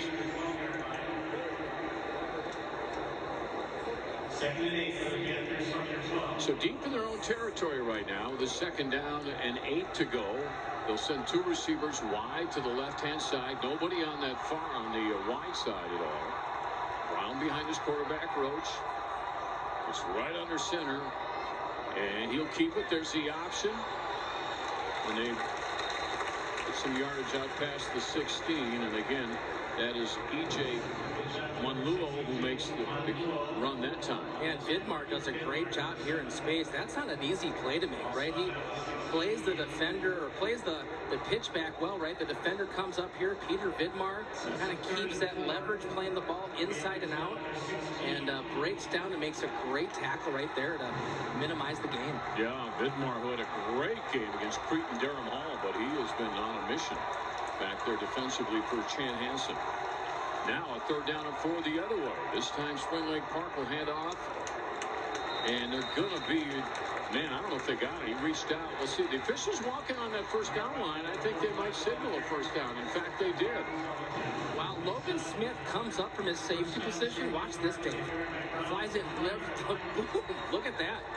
But give Lamari Brown credit. That spin right at the end, right here, that's what picks up the 1st down. Barely got it. Oh, big play right there for the Panthers. John Stewart's been with this program since 03. Head coach in 2018, but on average, this defense this year, they only give up 12.5 per game. Oh, just fighting. Brown just fighting for yards out there. Does a nice job getting a pretty good run out of what looked like nothing at the time. Past the 25, out to the 27-yard line. Only listed at 5'9", 175, but you can just see the explosion, right? He is just a step or a tackle that he could break away from really unloading a long run. Jamar Hill-Smith is the center, and you can see Roach gets way down there. He's one of those quarterbacks, goes right under center almost all the time. There's a 1st down carry, and then some again. Brown getting the load here to start the 2nd half. And that's just like the defense, the offense here, right? Getting momentum, right? Getting more comfortable with the scheme against Chanhassen. Your player. You know, just think they were backed up to their 10-yard line, right? You just want to get out of your own end zone, move the sticks a couple times, right? But it's just been methodical, right, with Lamari Brown and Nolan Roach doing what he has done so well, running that read option. And when the dive is there, you give the ball to the dive back. When it's not there, you pull it out and either take it yourself or you pitch it out to the running back. Roach, Brown, that time covered up nicely. Boy, Team Chanhassen on that tackle. Just about everybody. And that's exactly, if you're going to have a chance to, you know, break serve here, right? You got to have great team defense. You got to have the guys up front shedding blocks and finding that dive back. You got to have the guys, the linebackers, the inside linebackers there, right, filling the gap when they have that dive. But you also have to have the guys on the outside ready to make a play in that quarterback or that pitch man. And so right here, you're trying to break serve and get that ball back to your offense and get the ball back in the hands of Nathan Ramler. Cogswell with a nice tackle on that last run by Brown. So now you look at a second down. You got 8 yards to go. Brown stays in the backfield. That's Monluo working back a step behind the line there on the left side. And the handoff again to Brown. There's no doubt they're working him straight up ahead. Follows his center right up the middle and gets a couple more yards. But now you got a third down and a little bit of length on this one. And the thing is, you kind of forget about it, Dave, but these methodical kind of 3 and 4 yard carries, you move the sticks a couple times, then you look up, you're like, wow, we're halfway through the third quarter, right? So it chews up a ton of clock, and this is exactly, if you're a Spring Lake Park fan, this is exactly what you want. You want just a long drive of 3 yards and 4 yards. Big third down here. You're off schedule, third and long. We saw Roach's arm in the first half. He can throw. There's no doubt about that. He drops back, short drop, looking for a receiver, trying to fake out the defense. He does. And now he has room on the left side. Roach sees room along the sideline and takes a hit right around the 27-yard line, 28-yard line. I think is where they'll spot it. Boy, he got out of what looked like some trouble back there. Well, he makes a great decision, but man, he's got some speed, right? I mean, look at that, making the defender miss. And then when he tucks that ball and runs, he's determined and he's got some speed. That could have been a late hit right there, too. Lucky they got away with right there, Chanhassen. He's out of bounds. But great job picking up a long third down. And great coverage by Chanhassen. He knows right away, take that ball, tuck it, and run. 2 receivers wide right, nobody on that left side. Man in motion, and Brown will get it straight ahead, and he's, look at that, just powering his way for extra yards. He got about 3 or 4 extra yards just by moving those feet. He low to the ground in a nice game, probably about 6 when it's all said and done. Well, the term they use for him, Dave, is just explosive, right? So you can see this, right? He's just, it's like he's in a weight room right there. He's got guys on his feet. He's got guys around his neck. He just keeps those legs pumping. He's low to the ground. He is just an absolute bear to take down. He stays in the backfield behind his quarterback, Nolan Roach, having a strong game here today. And he's going to keep this one, and that one is read beautifully. There was nowhere to go that time. It's coming right on top of him to stop that play. About the time it happened was Justin Barnes, the linebacker. Yeah, great job right there. Haven't done that a lot today, right? You got someone taking care of the dive back right there. The linebackers clean that up, right? And then you got to have someone who's going to be disciplined enough to stay with your read and do exactly what you're taught all week in the preparation. You don't see this type of offense very often. Your job is to contain the quarterback. Great job there by the Chan defense. Third down. You can see that 5 yards to go. Roach, man in motion. He'll keep it on the pitch. First down. All the way down inside. Right on the 15 is where they're going to spot him. But that time he pitched to Tyler Wilkinson, the senior running back. Well, they got 2 pitchmen here, too. And Roach takes a shot. So he has to get that ball out in a hurry. It's supposed to be step, look, pitch. I think it's step and just get this ball out because he's got a guy on him right away. But he's got a couple of different options there. He gets it out to Wilkinson, and Wilkinson does what he needs to do to pick up the first down. And you had a good point, Justin, talking about just chewing up clock. It's already down to 3.5 minutes on this drive. First down and 10. And a timeout called. I believe the Panthers just called the first starts timeout. Spring Lake Park. 45 TV Championship Saturday. It was the final game of this weekend's prep football championships, something they came up with years ago. Used to play it in the Metrodome course a couple of years out the Gopher Stadium. Yep. And then you hear it with the Vikings play. Meanwhile, at this point, we got over a 6-minute drive. This is actually the 12th play of this drive coming up.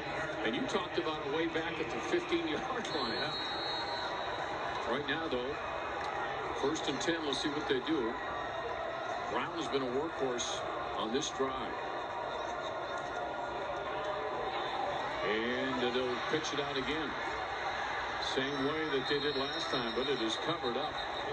Tyler Wilkinson took the pitch. The ball's in the hands of Chanhassen, but there's no turnover here. The ball is down after about a yard gain. But just swarming defense. You know, if you go back 30 years, Dave, you see this offense about every other week. But, you know, in 2025, you're lucky to see it once a season. And I jokingly say lucky because it's really difficult to defend. So you're seeing right now Chanhassen, it looks like they have the pace right now, right? Because what you see in the game, what you practice is different. They've started to get a couple stops here and there. They need to step up right now and get out of this goal line situation. It's Monluo in motion. That's Brown straight up the middle. Boy, he hit the hole fast. He didn't waste any time getting up there near the 14-yard line, or the 11-yard line, rather. So now you got another 3rd down. They've been using it all. 3rd down and about 4 to go for a 1st down. 11 yards to go to hit Pater. Well, no, they're going to mark it inside the 10. They might put that just close to the 9, actually. And I just think he had so much, you know, it's been really tough. I don't know if we've even seen in the second half here in this drive. I don't think they've actually stuffed Lamari Brown, right? So I got to think it's going to be a little bit more Lamari Brown. Possibly Nolan Roach fakes the dive and keeps it himself. Oh, he wants to pass. Oh, boy, it looks like his receiver was blocking, and he wanted to get it over to Truckin Road, but it's incomplete. I thought it'd be 4-down territory, so I was surprised there they didn't just run a very fundamental straight dive or quarterback keeper and gain a couple yards and let it rip again on 4th down. But they, in their minds, were going to go for 6, and then if they don't get it, let's bring out the field goal team. Well, they got Sam Wold, who was been kicking. I think Wilkinson is his holder around there. Sam getting ready. His 25-yard attempt from the right hash mark is up, and it is perfect. And that increases their lead now to 10. Well, and that's a big kick, probably the biggest kick of his career. So now you have a 2-possession lead. Tune in, we got a big game. Official timeout. Extra. So now Chanhassen, a little bit of pressure here, right? I mean, look at this. So he's got that ball down on a tee, right? I mean, that's pretty unusual. You don't see every high school team using that still. So you don't have to just receive the long snap. You have to have a holder that can place it on that tee. Well, that one's going to go out of bounds. He's just trying to get it down under that corner, but that'll bring it back out. Yeah, you don't see that. Kick out of bounds. Kicking team, number 82. Well, because it brings in another variable. Take the ball, 1st down and 10 at the 35-yard line. And Wilkinson has to hold that thing. Yeah. So it's gotta get the snap, the hold, but the hold on a little tee. I thought those were eliminated. I guess they're still around. So 35-yard line for the Storm. Behind Nathan Ramler, outstanding quarterback. Peyton Ramsey's been running well. DeAlwis has been a great receiver in that first half. They used him a lot. And of course, you got Cade Bush, who scored a touchdown earlier. Here's the snap. And now the whistle will stop play there. Delay a game? Prior to the snap. Encroachment. Defense, number 14. 5-yard penalty. 1st down. Well, this is going to be a fun little series here because I think you're going to have to go back to that pass attack a little bit. Maybe get a little Ramsey going here too. But, 14 minutes left in this game. It's going to be important here that you put up some points for Chanhassen. Ramsey is behind Ramler. Peyton, 11 TDs this year, so a good running back. We've seen that already in this game. They'll move it over just a little bit on the hash mark there. Be on the right-hand side of this football field. One receiver to the right, split out. Everybody tight, you can see on the left side. And a little forward push. That's Cade Bush with the ball. Breaks a tackle, knocks one over, and then ends up with a nice pickup for Chanhassen. And that'll be a first down and then some as they move the chains. Keep in mind that was first down 5 there after that penalty. But Cade Bush does it all. He'll do the Wildcat too sometimes. Yeah, he will. He'll be. But right here, this is just physical football, right? This is Cade Bush, and they got all eyes on him. But he takes the ball and he takes some big hits right there. Near midfield, play action, and that's cut off. And now they'll just fire it out of bounds. Well, the same thing that we saw when they had the ball down by the goal line is in the first half is they're getting pressure, right? And they're actually the fortunate thing for Spring Lake Park is they don't have to bring a linebacker on a blitz. So they're actually staying back in coverage, but you got a strong defensive line, guys getting off the blocks, and they're flushing Ramler out of the pocket. So he's trying to stay in there and keep his eyes downfield. But the defensive line right here for Spring Lake Park, they're not having it, right? They're getting off blocks and they're forcing the action. And if you're a fan of St. John's football and the Mayak football, you know that name pretty well. That's Bush now that makes that catch at midfield, and Cade will take it up near the first down marker after the tackle. Kurt Ramler was a quarterback up there, and then his dad, Nathan's dad, Mike, tight end, as I recall. Uncle George is the oldest. He was a tight end. And Nathan's going to St. John's, right? Yep. Yeah. They'll keep the legacy going. That's pretty cool. And he just stepped out of the game. So I got to think this is a Wildcat situation with Cade Bush. Yep, here we go. 5 out of 10 on third down so far today for Chanhassen. Bush fakes that handoff. He's going to have the first down, and he's brought down on a good tackle by Cade Skelly, but he got the first down play. What I love about that, Dave, is everyone here watching on TV or in the stadium, they know that number 8 is carrying the football. So even though extremely critical play in this game, you know, all eyes are on him, but great execution by Chanhassen to make the blocks and for Cade Bush there to pick up the first down. And we're still in the third quarter. Not much time left in it. Ramler with the snap. Rush coming from the outside. He's got to move out of that pocket. There he looks for the short pass. It is caught. Well, that was thrown right where it had to be thrown as well. Pretty good defense on the play, but Logan Gustin has the good hands on that one. Ramler just seems so calm when he delivers that ball. He's flushed out of the pocket here, and I think this is a one-hand catch. Watch this catch right here, Dave. Man. Oh, wow. Yeah. And then watch Skelly here. Just what a strong playmaker. 6'1", 200 pounds. Just a beast. Personal foul. Face mask. Defense number 90. That 15-yard penalty will be added to the end of the run. It's going to result in a first down. Pick this up. I think it's 98. I think they messed up the number. Yeah, you can see it right there. You know, those guys are just kind of body on body. You're trying to grip it and rip and get around. Correction. The penalty was on number 98. Yeah. Boy, Augustus catch. Yeah, good point. That was really well done. So now down to the 20-yard line. Getting into the red zone if they can. This is a quick hitter out to Bush, but it's covered up. And he breaks. Oh, look. The whistle. I didn't hear the whistle. He broke that tackle, but that was the end of the quarter on that play. The end of the third quarter. Well, we built it up, Dave. It's delivering, right? Yeah, it sure is. 24-14. One more quarter to play. We look forward to it. Stick around. 45 TV on Championship Saturday. Play of the game brought to you by your select Minnesota GMC dealers. Well, we said he's great at the read option, but apparently he also has a pretty good arm. Nolan Roach there, the junior quarterback, doesn't get asked to make those type of plays very often, but as that first half was winding down, just a big throw to Caden Conklin. Right now, he got a second down. He had 11 yards to go. 10-point lead right now for the Panthers, but the Storm has it. This is Rambler. Looks one way.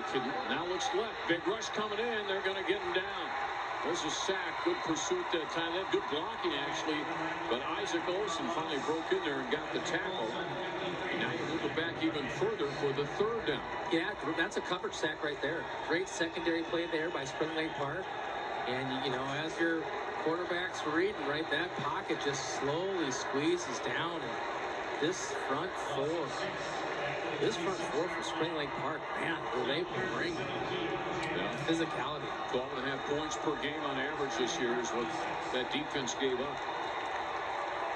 Big third down play here. They're all big at this point here in this fourth quarter. Rambler's got time to throw. A nice pass right over to the 10-yard line on a good path. Running that route again is DeAlwis. Yeah, they had trips to the right, and he had Cade Bush here on his own on the kind of the sideline, and so he attracted a bunch of attention. And so perfect read there by Rambler, makes a great throw. This is setting up a really important 4th and a yard. This is my guess. Is he got the Wildcat? Is it back? No. We got Rambler under center. Well, so they're going to push it. Hand off. Oh, look at this. Huge opening. Touchdown. Oh, what a call. Peyton Ramsey takes it in for the touchdown. The junior scores and tightens the gap a little bit here in this fourth quarter. Great call by Chanhassen. 4th and a yard.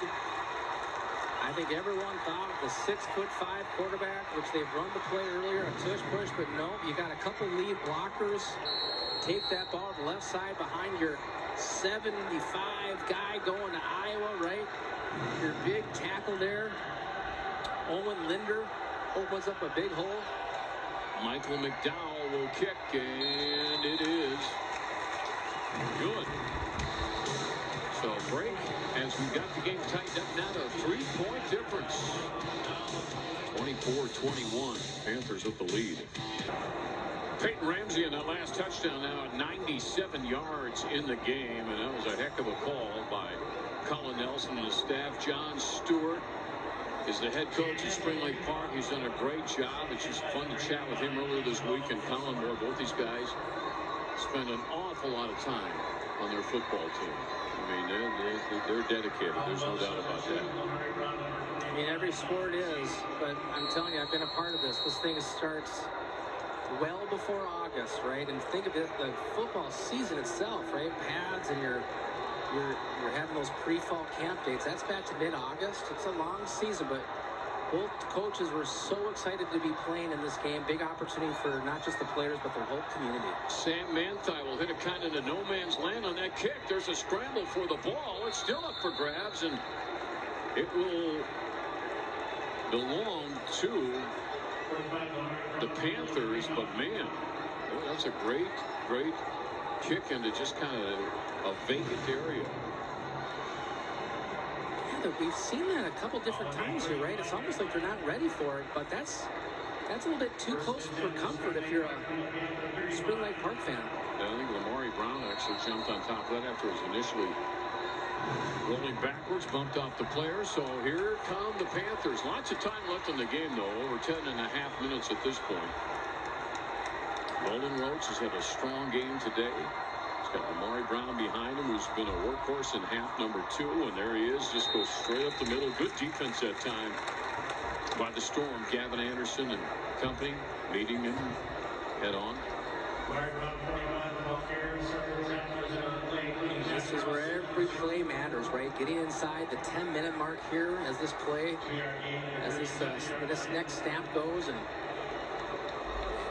Chanhassen needs a big stop to get the ball back, and of course Spring Lake Park would love to do what they did last time, but just chew up a bunch of clock with a long, sustaining drive. Well, Chanhassen used to close games here in this year's state tournament. Panthers. Keeper, Roach, look at this. He's got an opening up the middle, then slides down once he gets to midfield. Spring Lake Park fans want a flag there. They have a good call. That's a But again, we've seen this probably 4 or 5 times today where Roach makes the perfect decision to pull the ball because everyone crashes down that dive back. And right there, it's a really tough, it's a bang play, right? I know Logan Smith's going to make a play, but it's so hard to teach those young defensive backs to kind of slowly pull back when you see them going down for that slide. Just 2 football players trying to make a play. 2 men split wide, 1 on each side. Lamari Brown, boy, he's hit. He usually gets another yard or 2 at least, and he does that time. So positive yardage sets up his second down, about 7 yards to go for Spring Lake Park. And not only the home, I mentioned Troy Merritt, whose brother is a golf coach, I think, at Spring Lake Park. But also, if you're a hockey fan, the great David Backus played at Spring Lake Park and had a heck of a career in the National Hockey League, was a captain for several teams. And so he's an alumni over the 2. There's Bruins, Ducks, Blues. Good one. 24-21 here, 4th quarter, 8:40 to go in it. Panthers with the football and a 3-point lead. There's that pitch out. Come on, Luo, and he will be team tackled over there. Yeah, you can see as the game has gone on here, there's a little bit, again, better flow and understanding of everyone's discipline on this defense, right? Who has the dive back? Who's got the pitch man? A few times they figure out who has the quarterback, and so it sets up this kind of getting off schedule here again, right? 3rd and 6. Really big down here for both teams. It'll be really curious here, right? You've got a lot of great dive productivity here from Lamari Brown, but again, you've had great production from Nolan Roach. So does Roach run it, or does he go to the air again? Timeout. Second charge timeout. Now you can hear the Storm fans. Timeout here at US Bank Stadium. State championship game. 24-21. I joined Lyuna to start building my future. Cadet team, 405 yards. They had 53 carries, so 7.6 a game in their last game. We've seen the success they have in the run, but they can pull up and pass too. We've seen that today, so hard to know what they're going to run here, Justin. I like Roach with the ball. Short side. Oh, boy. Almost lost the pitch. Brown hangs on to it, but he's going to be swarmed. That's going to be a big loss. Big loss that time, so credit the entire defense back there, but on the bottom of that pile, Justin Barnes. Yeah, it's a different play call. You got an explosive player, Lamari Brown. You're trying to get him on numbers, but I think it's the 3rd time today. The timing of the pitch is just a little off, and so that high pitch and just the timing creates a little bit of a fumble there, and of course gives the Chanhassen defense time to respond, and a big tackle for loss there. Well, this is like an eclipse. It's very rare that we see a punt. Long count that time. And this one will take a nice hop right into the hands of the receiver and trying to get outside and maybe give him a couple of yards here, but hanging on to the football more importantly is Logan Gustin. Just a few moments ago made a beautiful one-handed catch. Yeah, good little return there. Pick up a couple of yards. Give your chance to get your offense out there right now. Good field position. During the kick. Holding. Receiving team number 9. That'll be half the distance to the goal from the end of the kick. It's going to be 1st down and 10. Chanhassen.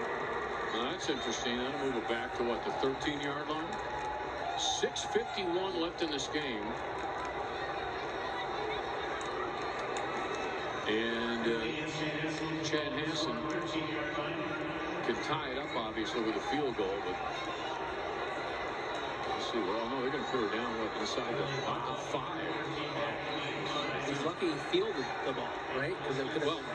Well, they're pinned back now, and the clock matters. So this is where you want to get out of the shadows of your end zone. So you're probably going to run the football a couple times here, but that makes it really predictable for Spring Lake Park, who's been so strong up front. I still think you got a big-time playmaker in Cade Bush. Rouse has made good plays. That's Rattler in the end zone. He wants to pass. He's got time. Looks both ways. Lets it go just before the defender got there. Got a man open. Oh, what a late great play by the defense. Oh, Welch came up and looked like Dial was had that in his hands. He did. It would have been a huge gain. He had the guy. He's got him open, but he waited and the ball is a little wobbly, right? So that gives Welch time to catch up because he's been burned on that play, right? He's got 5 yards to make up, and he goes up and high points the ball and knocks it out of the receiver's hands. Big time play right there by the senior cornerback. Storm on 2nd down and 10. And a high snap, but they get the handoff, and look at this. They end up getting pretty good yards from Peyton Ramsey right away. Looks like it might have some problems with that high snap, but hung on to it and calmly goes straight ahead for about 8. So now you have a 3rd down. Couple of yards to go. Yeah, I mean, probably, Dave, probably 4 down territory. I know it sounds crazy, but time does matter right now. We're inside 6 minutes. We're getting close to it. Ramsey behind Ramler. Play action, fakes to him. He's got time to set up, looking, nobody open. Finally fires it over the middle. Oh! Trying to go to Bush. Low throw was at, I think it was. Yeah, that was Bush underneath right there. Again, almost a coverage sack. I got to give the offensive line credit. They did give their quarterback enough time, but he struggled finding an open receiver and got the ball to Bush late. But like we said, Dave, there's 6 minutes left. You're down. You're on your own 14, 4th and 2. They're going for it. How about this? Cade Bush. Or will they draw him off? Oh my. He hangs on to it, but there's a whistle. Yeah, I think that's going to be motion, right? It's going to be offsides, and now I think they're going to punt. False start. Offense. Everybody but the center. 5-yard penalty. 4th down. Yeah, everyone jumped. There's a play count issue right there. So my guess is you probably pick up the 1st down if you execute it well. Didn't execute it well, and it's just too much to go for here, obviously. So pump the football away and get your defense back on the field. Big stop there by the Spring Lake Park defense. Well, either way, even with a good punt, they should have pretty good field position. And that is a really nice punt. Nobody's back to field it, so it's going to get a nice roll and end up at about the 42. So you're going to have 5:54. And, of course, as you know, watching this game, do we have a flag on that? Yeah, late flag on that play. Chanhassen players are pointing to Spring Lake Park. This is what we've had happen earlier today. During the kick. Holding. Receiving team number 44. 10-yard penalty from the end of the kick. It'll be 1st down and 10. Spring Lake Park. Now you got Hillsbeaver Creek, what a team, but Hillcrest Lutheran with a great year. And then the Annandale-Waseca game was pretty good. Boy, they had plenty of chances there, both teams at the end. Yeah. And just couldn't score. And then this one has turned into a beauty as we thought it might. All right, you got 5:54. You got a team that has a very good possession game. But the Storm defense is excellent, too. So now, all of a sudden, you've got Roach back there, who's had a strong game today. Owen Linder playing both ways now. They have him playing at the nose. 250 yards per team rushing today for the Panthers. That's Roach going to keep it, trying to sweep it outside. Good, strong tackle that time by Logan Smith. This is like a goal line defense, right? I mean, I think, Spring Lake Park would love to get out of here and milk a bunch of clock, but Chanhassen is not going to sit back. They're going to bring the heat. They're going to pack the punch and kind of force the action. You did mention, too, that there have been 3 interesting laterals that have gone awry. Yeah. The Panthers did so. I don't know if they'll call that in this series or not. Roach, Brown trying to get whatever he can. And he goes straight ahead up to the 35-yard line. They're going to take as much clock time as you can, obviously. This can take it down this next play well under 5 minutes. And great team defense right there, right? Everyone's swarming over football. Linder's helmet pops off, so he's got to come in. He has to come out for a play. Big play here for both teams. 3rd and long, inside of 5 minutes.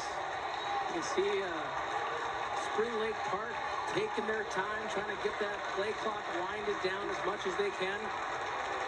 6 out of 11 on 3rd down plays today for Spring Lake Park. With the lead, 24-21, 4.5 to go in this football game. Roach under center. Left side, Lamari Brown, they fake it to, and then they keep it the other way. Brown really carried that out beautifully, but the defense was not fooled, and it's only about a yard gain. Yeah, Roach would love to find the seam here, right? Like he did a couple times today, but again, they're adjusting to the scheme, and great way to kind of everyone being disciplined, doing their job, kind of executing on their responsibility. 3 and out here, right? Again, backed up. We're having a bunch of punts here. What's going on? We got some teams playing some defense. Justin Barnes again. Boy, he's come up big for Chanhassen here in the last few minutes, particularly. 1 man back for the Storm. Long count. And the kick is going to be field. No, he'll let that bounce. And a little sideway bounce. So back inside the 25, probably end up at the 23. Yep, somewhere in there. And the clock now at 3:30. So here we go. This is when the hearts beat faster from on both sides. This is where the coaches have had great time to spend with their team, but all of a sudden everything's in high gear right now.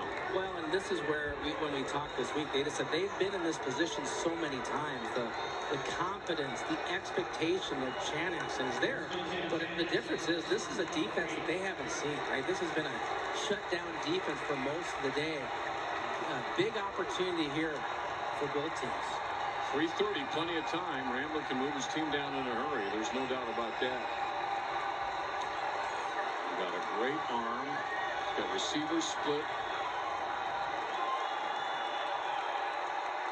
And they'll try and hand it off. And the defense comes up on the play and trying to just get a little traction, but covered up beautifully again. Cade Skelly's had a heck of a game out there for the Panthers. So not a lot of room for Peyton Ramsey that time. No, Sawyer Thompson actually from his outside linebacker position here, number 1. Right, he sees the handoff, so he explodes past the line of scrimmage and holds them up and allows all of his guys in pursuit to scrape there and make a big tackle. 2nd down and 10. Ramler back to pass. Got time. Oh, he's got a man wide open. Nice pass. Threw it to him to Always. He's really been a valuable player this year, or this game. Yeah, does a nice job sitting down there where the opening is, right? The ball's a little low, but he commits to the catch, makes a great play right there, does his job. And again, I think you're going to see a little bit more Ramler throwing right here. We're inside of 3 minutes. He's confident in his arms. You got great wide receivers. You know, if he can get some time and the receivers can find some space and separation, could make some big plays. Coming up on the 2.5-minute mark on this 1st down and 10. Look at this play. And oh boy, just slipped down on the turf. Had some room to run. I know he's frustrated. Logan Smith just a little slick out there where he landed that foot. Yeah, trick play there. Logan Smith, not an offensive player. You can see as they substituted, they have Cade Bush, right? All eyes are on him as he's in that wildcat. He flips it back to his buddy, but slips on that turf monster. 2 minutes. Ramler. Ball out, good protection. There's the pass, and a short gain that time to Cade Bush. It'll be about a 3-yard pickup. First charge timeout, Chanhassen. Well, it's a great pitch and catch right here. It's just great, but it's great defense, right? Yeah. They're all over Cade Bush, right? You got 2 guys there ready to make the play, obviously. Sawyer Thompson there from his outside linebacker spot. He's in zone coverage, but comes up and makes the play nice. So this is the play of the game, right? It's about 54 left. You're down 3, 3rd and 7. And Colin Nelson ran down to the official and got the timeout. So now you got to set up what's the right play here. And I got to think you got a number of options here, but can you find a way to create some separation with Cade Bush underneath, right? He sat inside, kind of finding that zone between the safeties and the linebackers. And can he find some open space and sit down? If you're Spring Lake Park, it's player identification, right? And so while you're sitting back in a zone, there has to be special attention to Cade Bush in this situation. Too big of a target, too productive over his career, not to have all eyes in the secondary on him. Eyes on the Panther right now.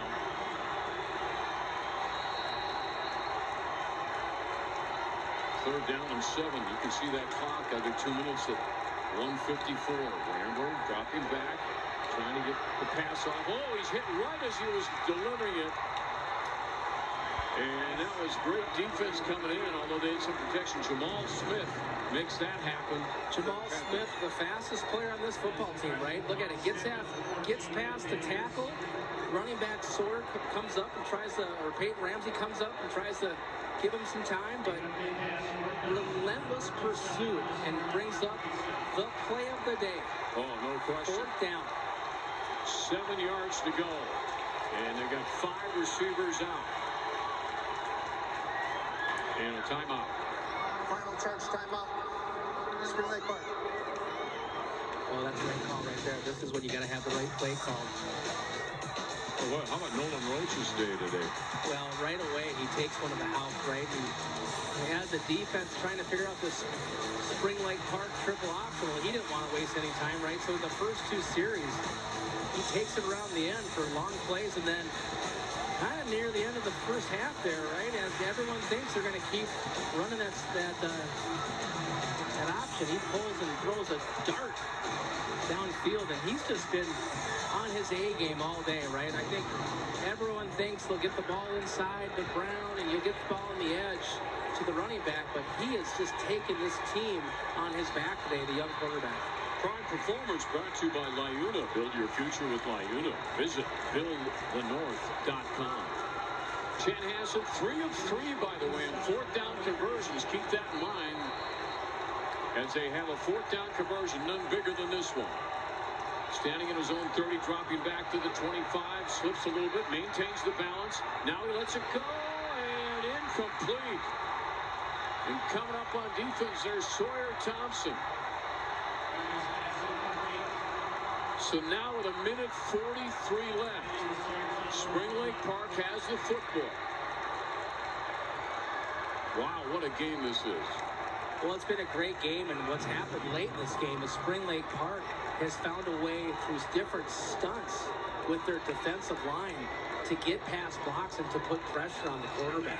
Yeah, Jamal Smith again, too. He slipped a little bit, but he was pursuing. Trying to get it to Cade Bush, just couldn't get there. Anything can happen right here, right? You got to get a clean exchange, and we know right now that front 7 right there, that Chanhassen front, they're going to do everything they can to pick and pull at that football. Brown straight ahead. That was kind of the game plan, to have him touch the ball. Second charge timeout. Chanhassen. In the second half. He came out right away, just kind of running up the middle, and anyway.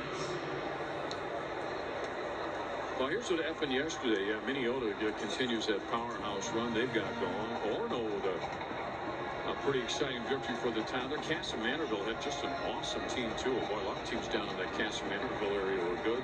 Jackson County Central and Goodhue, that turned into some kind of game. And Jackson County Central ends up repeating as state champs. And then Edina and Moorhead, Justin. How much fun was that to watch? Well, just offensive football, backyard football, just the way we expected it. Early on, we had a couple 17-play drives for Moorhead, right? Just kind of methodically down the field through the air. But in that game, that was the physicality of Edina that in the end won. And you know, tip your hat to both teams, and what a great prep book, right? Both days have delivered well. Yeah. You know, it's a big stage for these teams, and the community show up, and it's been a great couple days of football. There's some good offensive linemen in the state. It's not position doesn't get a ton of attention, but we've seen that in the last couple of days for sure. Meantime, now 2nd down and 8.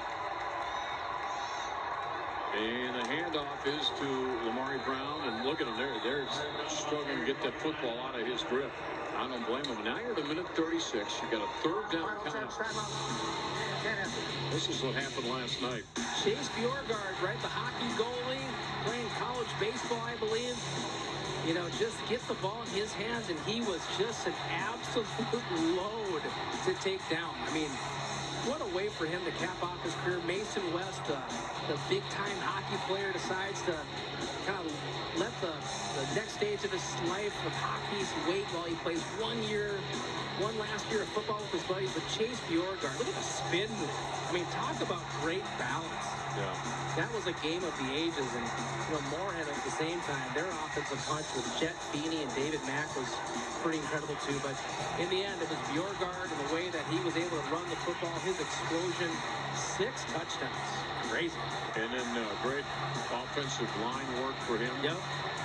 And it was it was fun to see the reaction of Mason West's face after he won. Relief and excitement, but a lot of relief. He came back to make it happen, and he did. That's pretty remarkable. Jet Feeney had a record for passing in that game for Moorhead. Now, meantime, on third down, look, they're going to pass, and it's incomplete. Wow, that was an interesting play call for sure. Well, it stops the clock. Yeah. Wow, that's a gutsy call. You make the completion there, game over. But now you have a stop clock. It's 4th down.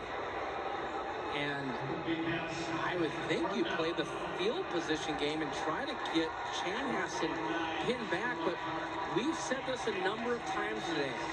Chanhassen has given the ball to Nathan Ramler with as much time as he needs. He could need 10 seconds. You can give him a minute. He makes things happen with the football. Well, 3rd consecutive punt in a game where we hardly saw any. No one's deep. Nobody at all. Here comes the rush. And the kick is up. And let's see where this bounces. It's going to take a hard bounce. And wow, this is going to be about perfect. Can't draw it up much better than that. It's a touchback. Was this for his feet? Oh, no, they gave it to him. I thought his feet were in the end zone on the end line. Huh. Interesting. I mean, you can't pin him back deeper than that. Wow. No, you can't. Yeah, it almost looks like the back, but I don't know who touched the first there. Either way, you've got 99.5 yards to go for a touchdown, but keep in mind they could kick a field goal too. Defense gave you a chance, right? Well, right back at it. I don't know if they thought they'd get another shot, but here they go with a minute 20. Rambler will stand halfway deep on the eye, and Vikings back there in that end zone. Wants a quick hitter to start. He does. Gage was there. Thought he got bumped a little bit early. But they're going to say no. So Cade Bush. Chanhassen fans here wanted a call, right? Everyone's calling for the flag. Looked to be kind of a bang-bang play right there, but it was obvious. They have isolation down here with Cade Bush, and they're going to go right at him. Yeah, it's a pretty clean football play right there. But it's amazing to me that we don't see Spring Lake Park adjusting more with more of a double coverage on the great tight end here. 3-man front. Rambler looking deep and wants to go back to Cade Bush. Great throw right there. It's a tough catch to make because it's right over the top of your head.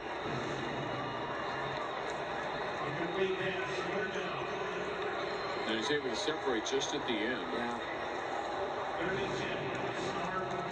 Well, you got a minute 9, so they haven't run much time off the clock, but they got to get that moved up a little bit. Obviously, that ball just almost at the half-yard line, a little bit more than that, but not quite the 1-yard line. Back to pass at the very back of the end zone. Wants to go to that right side, and it's caught. And it should be enough for a first down into the hands of Logan Gustin. So minute 4 now on the clock. You got a new set of downs here, right? But my guess is go back to the attack, and they're going to try to get some type of isolation, and maybe just trying all the coverage to Cade Bush, and then that opens up the other guys. Rambler He's getting plenty of time with a three-man rush. And good catch. Pass caught nicely. And that is DeAlwis, who has had a great game here receiving today. Yeah, getting the ball to the sideline too, Dave, right? No timeout, so you can't afford to have a ball go down the middle. And that's why if you're a Spring Lake Park defender, you want to force everything inside possible. Another 1st and 10, under a minute to go. Quick plays. Another out sideline pass. DeAlwis again picks up about 5-6 yards on that play. And again, just down to 55 seconds. So they're just getting these plays out quickly and moving ahead. And at some point here, you're going to have to draw the defense to the outside, and then you're going to have a seam route right up the middle, right down the field with Kate Bush. Rambler with Peyton Ramsey behind him now. He's got a receiver split on each side of the field. And looking to the sideline if he can. Nobody there. Let's go to the other way. And he lets a high pass go to Bush. And was he in? No, out of bounds. That was a heck of a catch by Cade, but just out of bounds. Yep. A couple buddies trying to make a play here at the state championship, but just, we talk about a game of inches right here, right? So Rambler's trying to buy some time. Just 6 inches away from being a completion. Yeah, good effort there. But now you've got 3rd and 5. Clock down to 48, so they've just been using up little chunks of the clock. Got to be really careful here, though, going to the middle of the field. Rambler looking. He's got moving. Right side cut off now, and he's going to take it out of bounds himself. Right next to the 1st down marker. Someone peeled back, Dave, and got a huge block on Jamal Smith. He had a beat down on this quarterback right here. But watch right there. I don't see the number. Someone peels back and just chips him to allow Rambler to stay on his feet. Right, there it is right here. That's the tight end. That's Bear Nelson. Big time block right there. 39 seconds. State championship on the line. 3-point lead for the Panthers. Storm has the ball. Rambler dropping back. Again, some good time to pass, and he's got a man over on the sideline, DeAlwis, and the hands in there by Chase Warner, the linebacker, making a great play to make sure that one wasn't complete. So now we're down 7 seconds from that play, so 32 on the clock. Yeah, I think you're going to have to find some play, a deeper pattern to the sideline, some type of corner route. Like right here, I love Cade Bush to the corner, trying to get that cornerback to stay up on the split end. 2nd and 10. And that one is hung on to it. And a penalty. I think we got a hit to the head possibly too. Gusted flag thrown.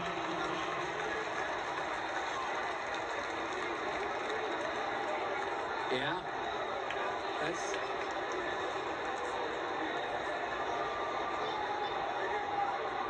Yeah, he might lead with the hand though. I don't know. Personal foul. Targeting. Defense number 1. That 15-yard penalty. Wow. Yeah, you can't. Results in a 1st down. And it's the right play, Dave. You got it. The clock will start on the snap. It's the safety first right here.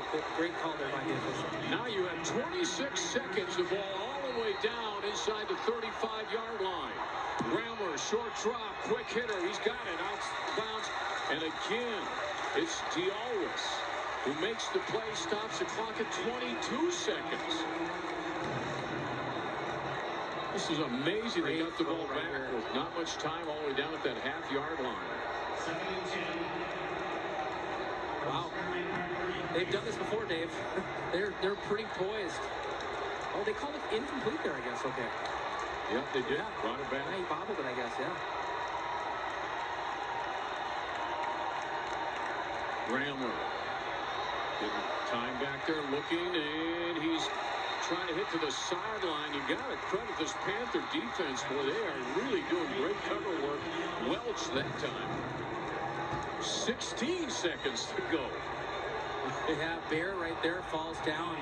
But great defense, right? These corners are coming up, and they're putting a hand in that, trying to make that catch right there. Great defense right there. That's how you're taught.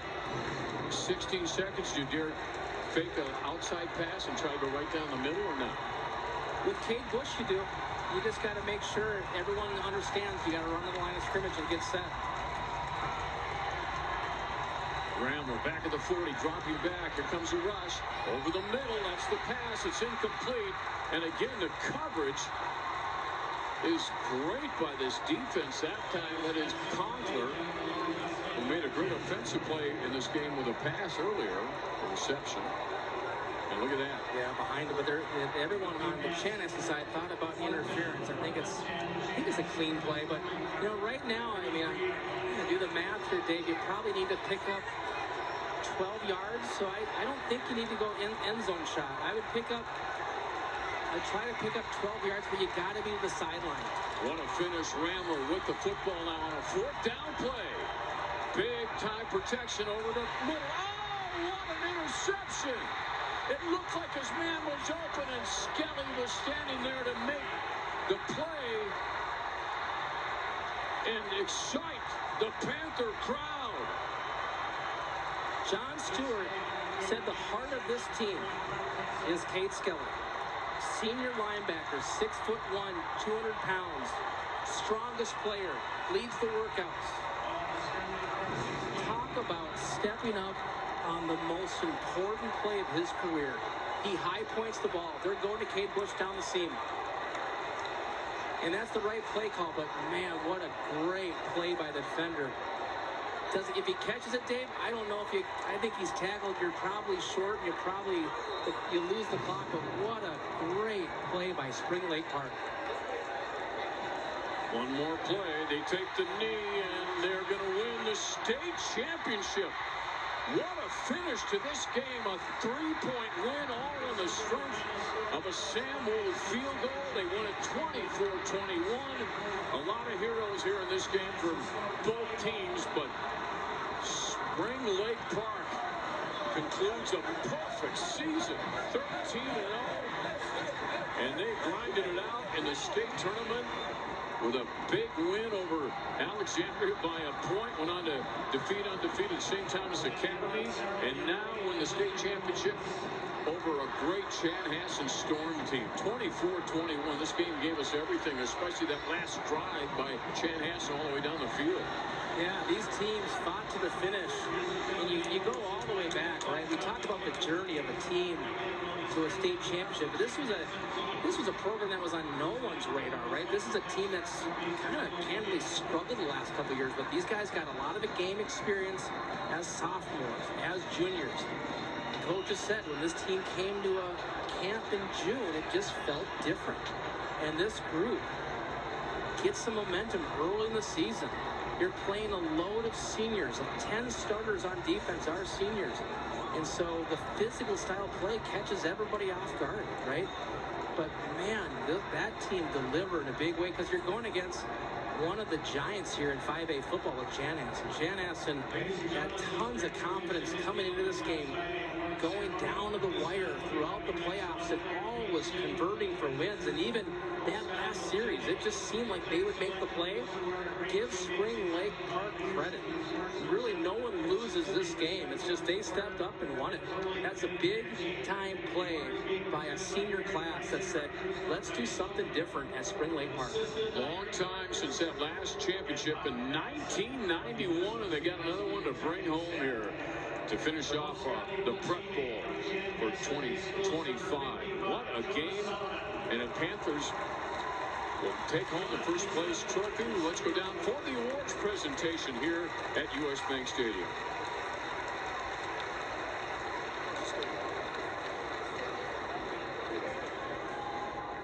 The most valuable teammate award from Spring Lake Park is number 3, Cade Skelly. Cade, please step forward to receive your award.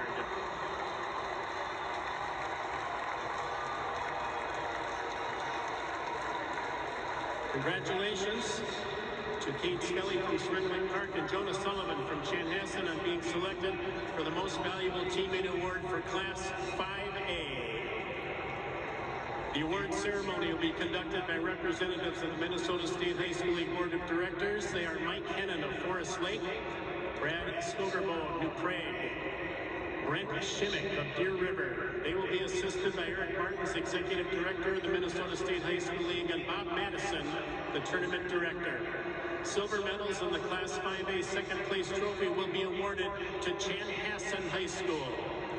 Will the captains please come forward to receive these awards?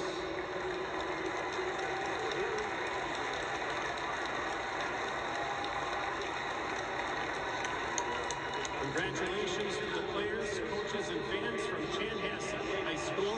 Second place, Class 5A football for 2025.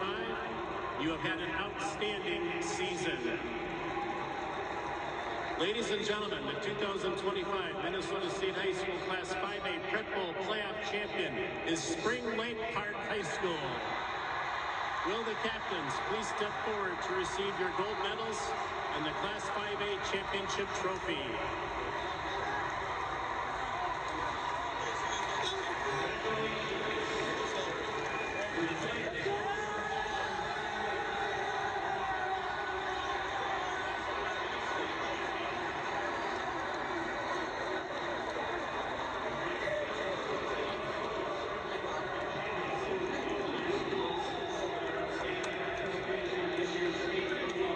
A point at the end of this game where you couldn't help but think that we could have a repeat of 2023 when Kay Bush caught the winning pass for the state championship, and that's who they went to in that last pass. But Cade Skelly, the heart and soul of this defense, which is only giving up 12.5 points a game this year on average, makes that leaping interception. And man, Justin, what a finish for two awesome football teams. Well, and there's just something when you talk to a coach that you can feel there's confidence, right? And so there was so much confidence in this defense, Dave. So when you have the leader like that, when the ball comes in your direction and you have a chance to make the play, I mean, he's high pointing the ball as he's in coverage. They're going to their Division I recruit, soon to be at West Virginia. And I tell you what, that is just, there couldn't be a better play for them to end their run, right? Just seals it with the victory. And I'm telling you, again, it's so hard to find a class that's going to do something different, right? Decades in the making of getting back here and actually getting to it, not just getting here, but winning it. So hats off to Spring Lake Park and to Chanhassen. Chanhassen's had an amazing run led by Colin Nelson. Nothing to hang your head at. It's just, as we said, a lot of these games have just come down to two great teams, and unfortunately, there has to be someone that doesn't win. But nothing to hang your head. It's an amazing program in Chanhassen. I'm sure we'll see him back here in the years to come. Yeah, Colin Nelson, man, he's got 3 district titles, section title, state championship. And then you have John Stewart. You could see him on the sideline as we watched him. And he had these, once they won, you could see he just stood there with deep breaths. And then after we saw him on the field with the kids, just still more deep breaths. I can't even imagine what these coaches, their heart rate should have a monitor on them toward the end of these games. It's crazy, but what a job John has done with that squad over there, the Panthers this year. And they were for real, man. They were really a good team, and both these teams had to earn it to get here with some great games in the semis and in the quarters. Yeah, and they're a playoff, they're a playoff-ready team. Like I always say, as much as it's been so fun to watch the offenses in this prep bowl, what John Stewart loved to talk about was the heart and soul of his team, which was the defense, right? And is it super fun growing up in Spring Lake Park running the triple option? Maybe not, but it sure is fun to win, right? And it breeds a ton of physical football.